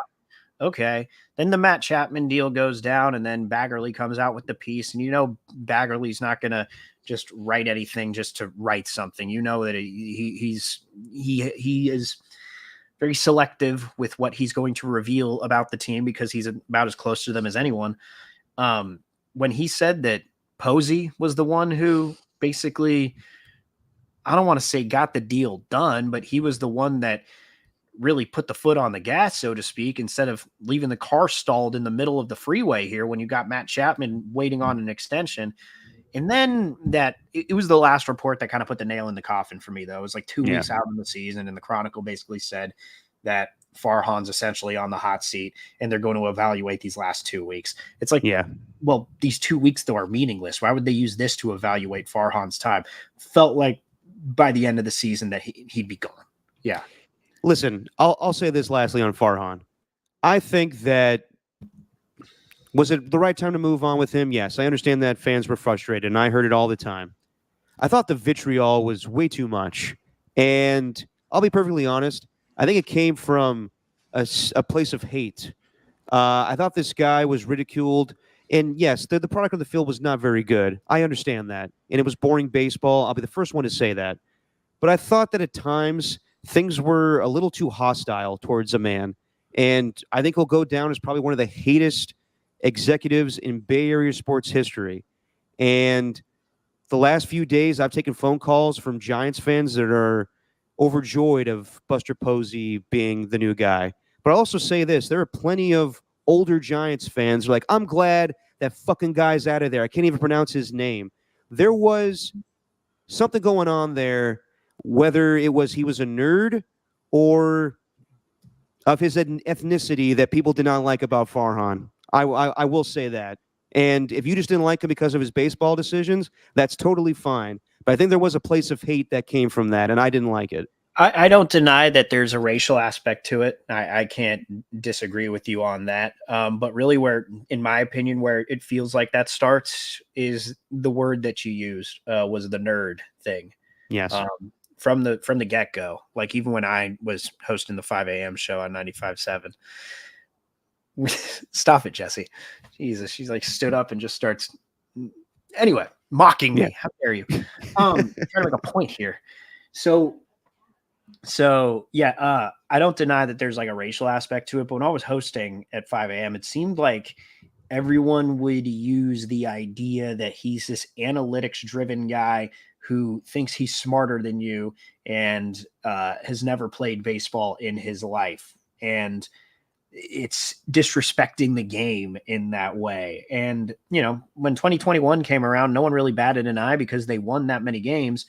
But I do think after 2021, I think Farhan, I don't know if he got cocky, but I think after 2021, it really showed that he did not have the chops to be the type of president of baseball operations that could bring players along. I'm not saying that Aaron Judge and Shohei Ohtani were going to be superstars, but I'm talking about other guys too. Like, don't even look at just the big names, the superstars, the guys who are literally like bound for the Hall of Fame. Don't look at any of them.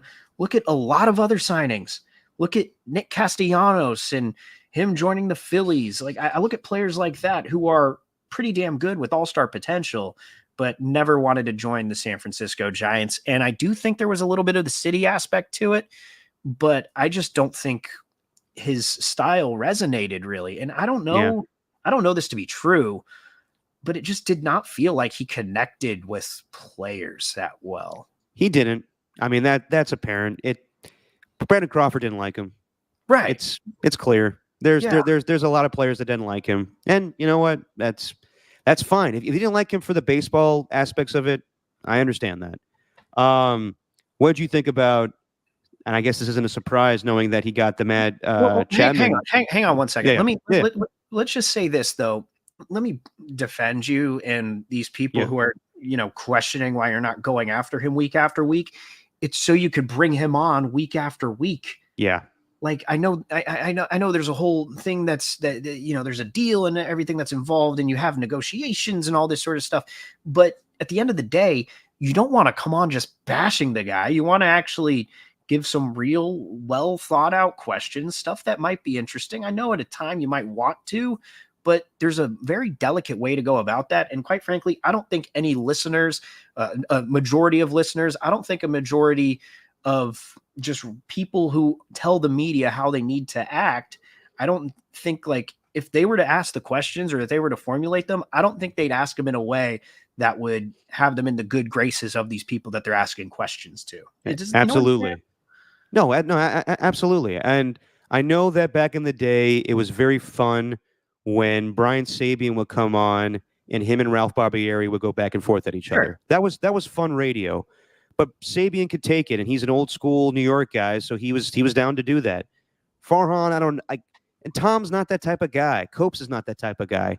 Right. So I never wanted them to do that, and I'm glad they never wanted to do that stuff. I don't want to go like gotcha radio where, like, why didn't you do this or why didn't you do that? It's like, because he's in that position and we're not. That's how simple it is.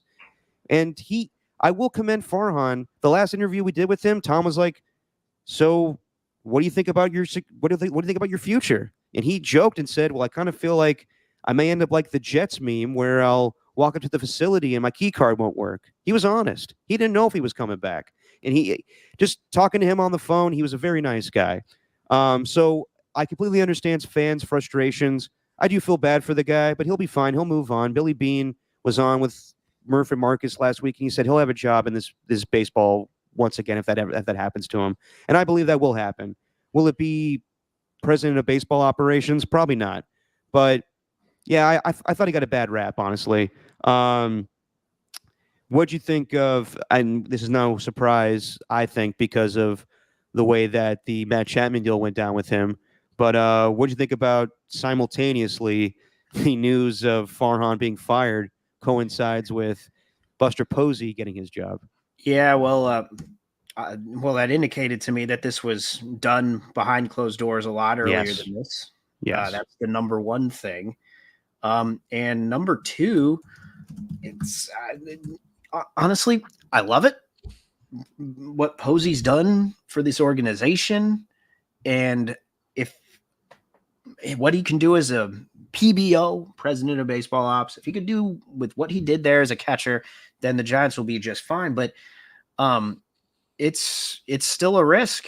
You're bringing in a guy who's going into his first year as in this role. I know that he's going to be hiring people, but I don't know. Posey, to me, like he was such a closed off guy, especially during his playing. Like he never revealed anything to the media. He kind of reminded me of Tom Brady in that aspect, where he was just kind of stone faced, didn't really show too much emotions, whether things were going poorly or things were going well.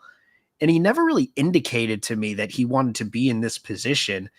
But I think maybe maybe, I don't know, maybe something caught on and he had like I don't know if he had, like what's the word that I'm thinking of?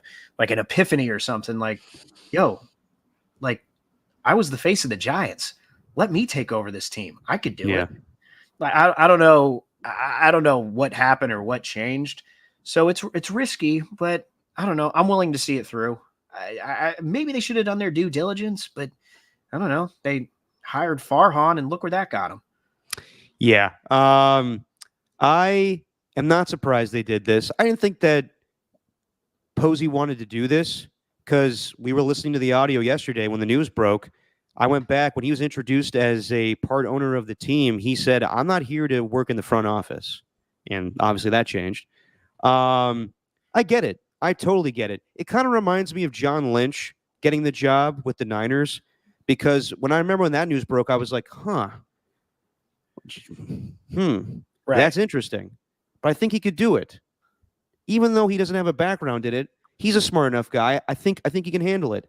I do think Buster Posey can handle it. It will be telling on who the GM will be with him.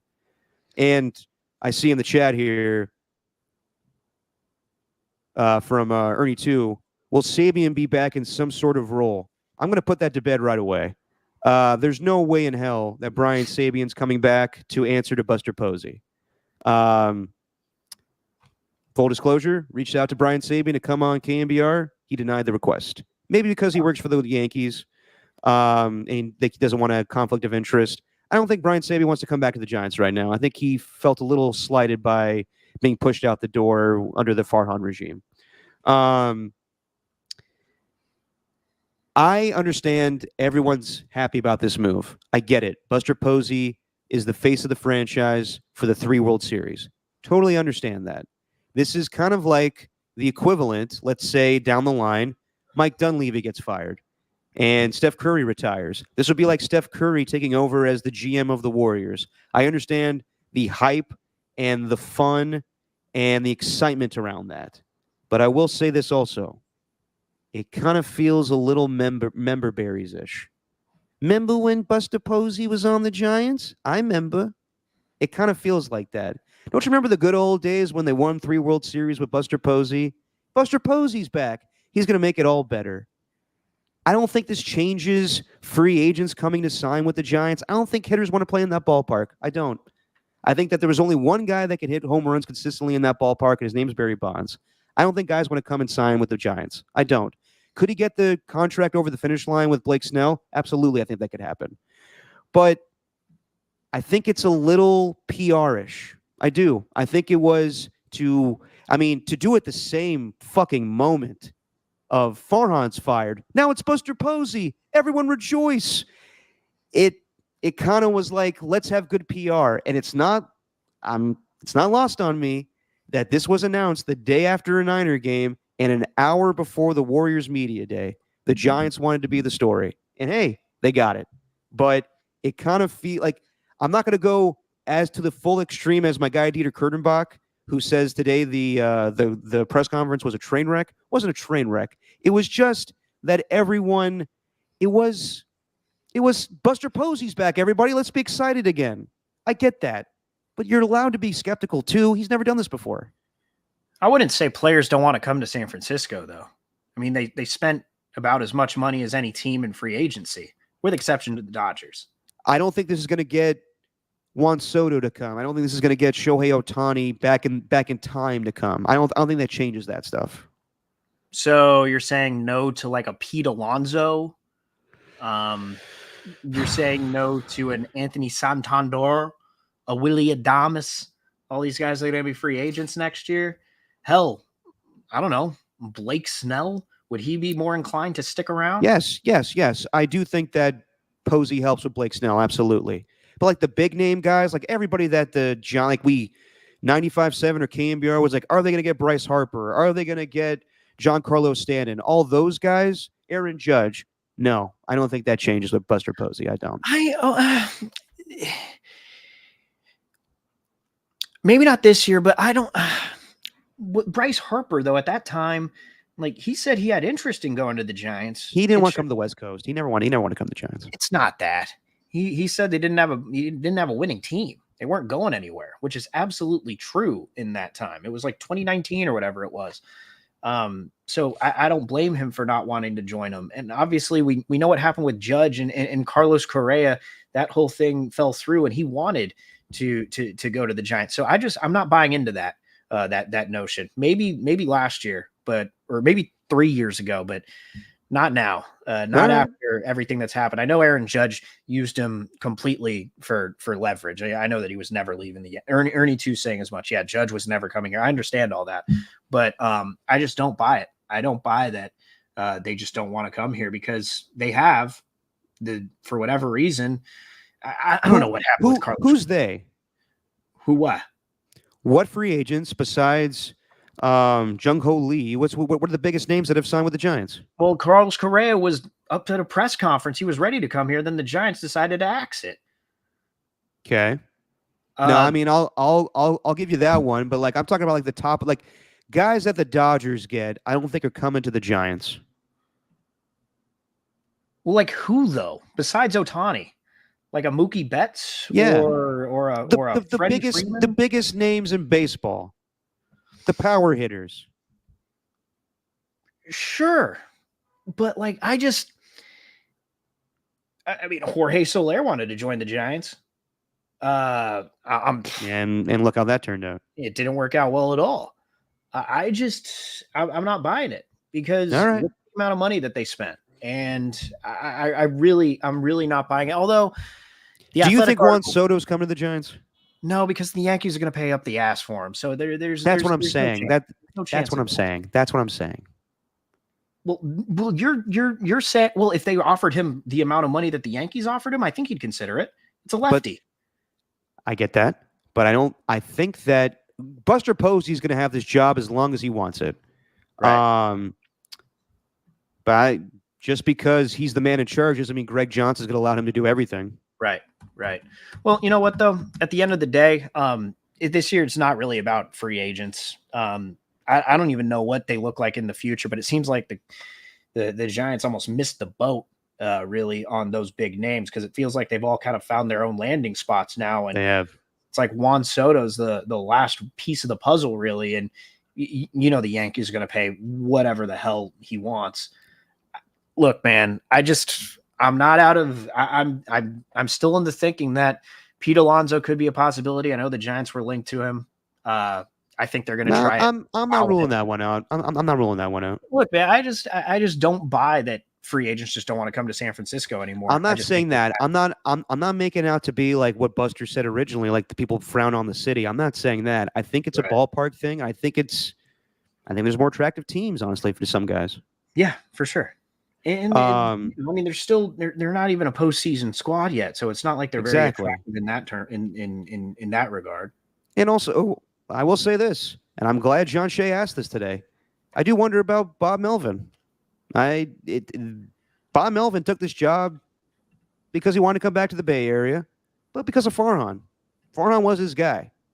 And now he's looking over his shoulder and he's probably wondering, is Buster my guy?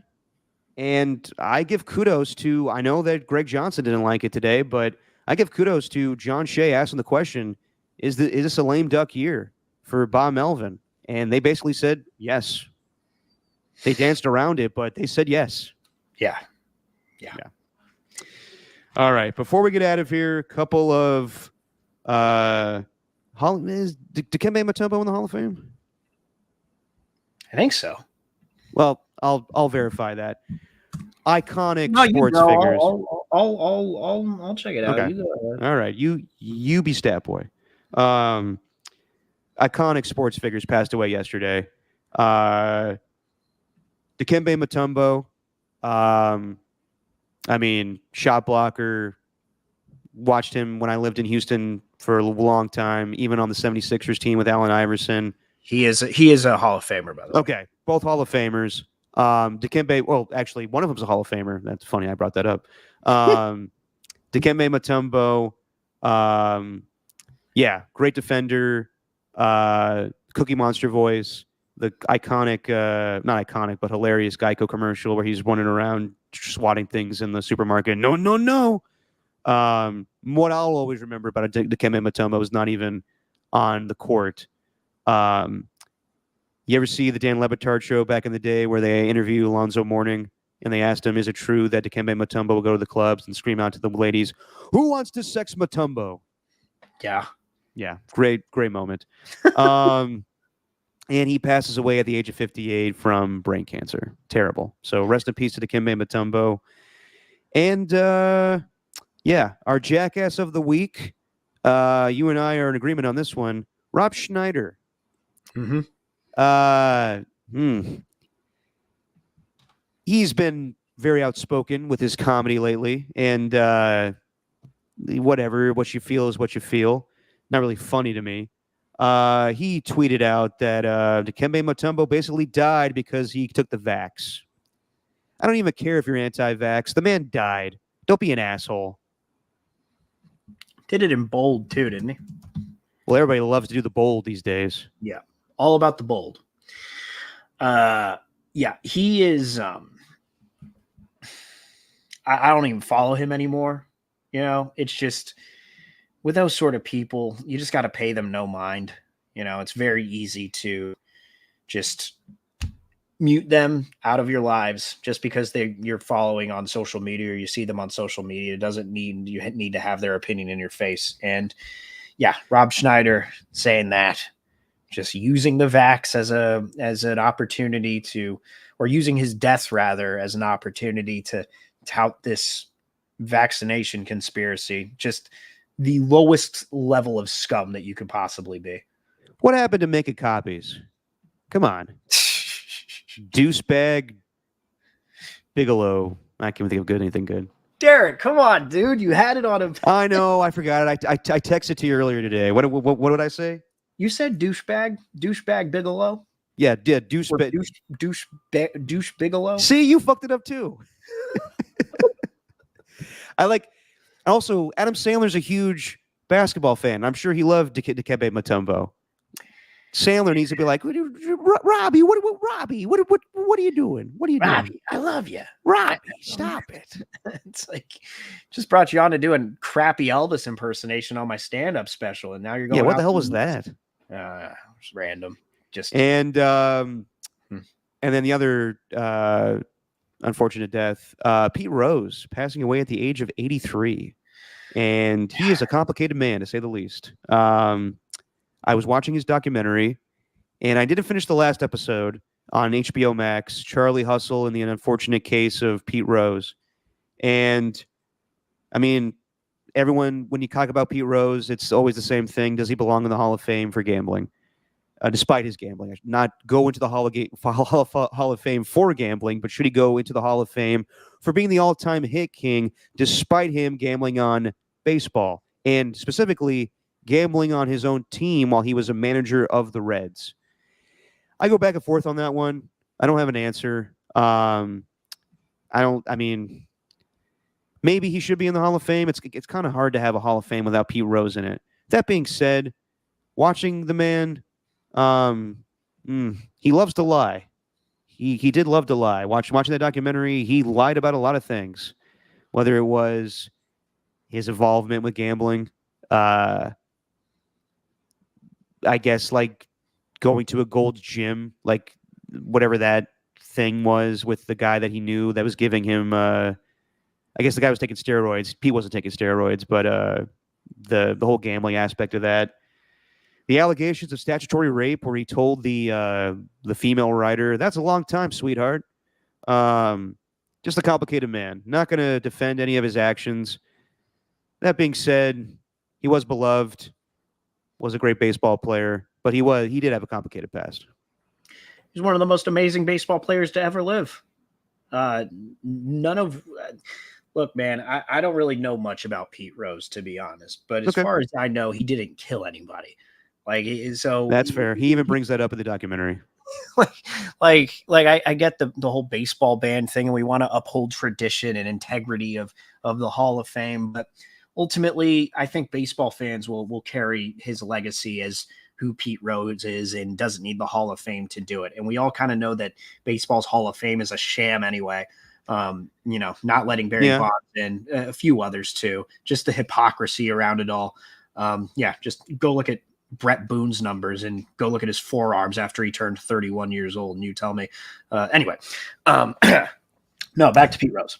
Really sad that he died though. It's just another baseball legend. It's moving on. I don't really know how else to talk about these deaths anymore, except for maybe doing like a historical thing. But yeah, I just sad, man. Is that documentary good? I want to watch it. It is good. It gives both sides of it. Like you feel for him. Like, yeah, he should be in the Hall of Fame, but also like, he was a self-centered man. I mean, there's one point where it's weird. Like the last episode, they honored Joe Morgan, the late great Joe Morgan, and who played with Pete Rose, and they have a day to honor him. And Pete, like in the interview, goes, it would have been great if there was a day to remember Joe. And the guy that's interviewing him was like, there was a day they did a whole celebration for Joe, Pete. And he was like, nah, there wasn't that. I would have been there. I was Joe's best friend. And then they cut to John Miller, who's like, they had a day for Joe Morgan in Cincinnati, and everyone was there. And everybody was like, where's Pete? Where's Pete? And then Pete showed up in the 7th inning, and Joe Morgan's wife was not too thrilled that Pete was there. Well done. Thank you. I've been practicing. I'll watch it just for that. Yeah. No, Pete's stories, like Pete has a terrible memory. He was like, so I ran into Ray Fosse and blew his arm up. He was fine. He had a great career after that. Then it cuts to John Miller. Ray Fosse never played after that. His career was over after that. Like I love that John Miller's like the voice of reason to Pete Rose's crazy memory. But rest in peace to Pete Rose. He was the all-time hit king. Well, you need one of those, right? You need one of those guys who's actually going to tell the truth. Oh yeah. Well, I'll tell you that. I'll tell you this. At least John Miller's that guy. Al Michaels is in the documentary the whole time. He's like, let Pete be Pete. Yeah, Al Michaels. Yeah. And real quick, I see everybody in the chat bringing him up. Rest in peace to John Amos. You might know him as the owner of McDowell's, the great knockoff McDonald's in Coming to America. I know he was on the Mary Tyler Moore show, I believe, but I really only know him from Coming to America. But he was a good actor. That was just always around, wasn't he? Yeah. That's sad. I didn't know he died. What'd you say to my daughter? That's all the lines that come off the top of my he head for died John in Amos. He died in August. We're like a month late to this. Well, it just came out now, didn't it? I don't know. I'm seeing on Wikipedia that he died in August. Oh shit, really? I don't know. It's Wikipedia, but Is this like an MF Doom thing where they didn't tell us how long it was until he died? maybe. That's too bad. Yeah. Either way, rest in peace to John Amos. Yes. Either way, no matter when it happened, that's a shame. Yes. All right, Steven. Well, this is the last time you and I will be seeing each other for a while. Jesus. Yeah. Sorry. No, it's my fault for having to do this podcast early on Friday. It's fine. You're going to Italy, huh? Yeah. Nice. Where can we get the destination in Italy? We're going to Rome, Florence, then Venice. Roma Dunze. Nice. Supposedly, by the way, John Amos, he died in August, but nothing reported until October 1st. Okay. Well, Steven, have a fantastic honeymoon. You and Jesse deserve it. And we will see you when you get back, my friend. Mm-hmm. I would do it next week, but kind of leaving on the night of the 8th, so can't do that. Yeah. Hey, it's all good. And you got the perfect attire for Italy. I don't think so, man. I don't know how much the Italians actually like this sort of stuff. Nah, they don't. I'm just being stereotypical. And I can do that, everyone. All right? Bada bing. To everybody in the chat tonight, to the Ernies, to Otis Bird is the word, to AJ Cruz, to Tacky, who was in here earlier, to Jesse, who was calling out Steven. There was one new guy. I can't find his name right now. I don't know why I'm singing. But thank you to everybody in the chat tonight, all the opiners. We'll see you guys on Friday. Me and Alon. It's going to be early. Talking about like 11 on Friday. All right? You guys can tune in. You can tune in. All right. Until then, Steven, have a great honeymoon. Say what you always say, my friend. And also my man Tyler. Tyler hopped in the chat to tell me I was up here at Wilson, then prop up Jackson Powers Johnson. So there you go. Remember, everyone, it's just our opinion. It's all a business decision. What we say, it's just our opinion, man. Is that a way to close it out? Is that good? Okay.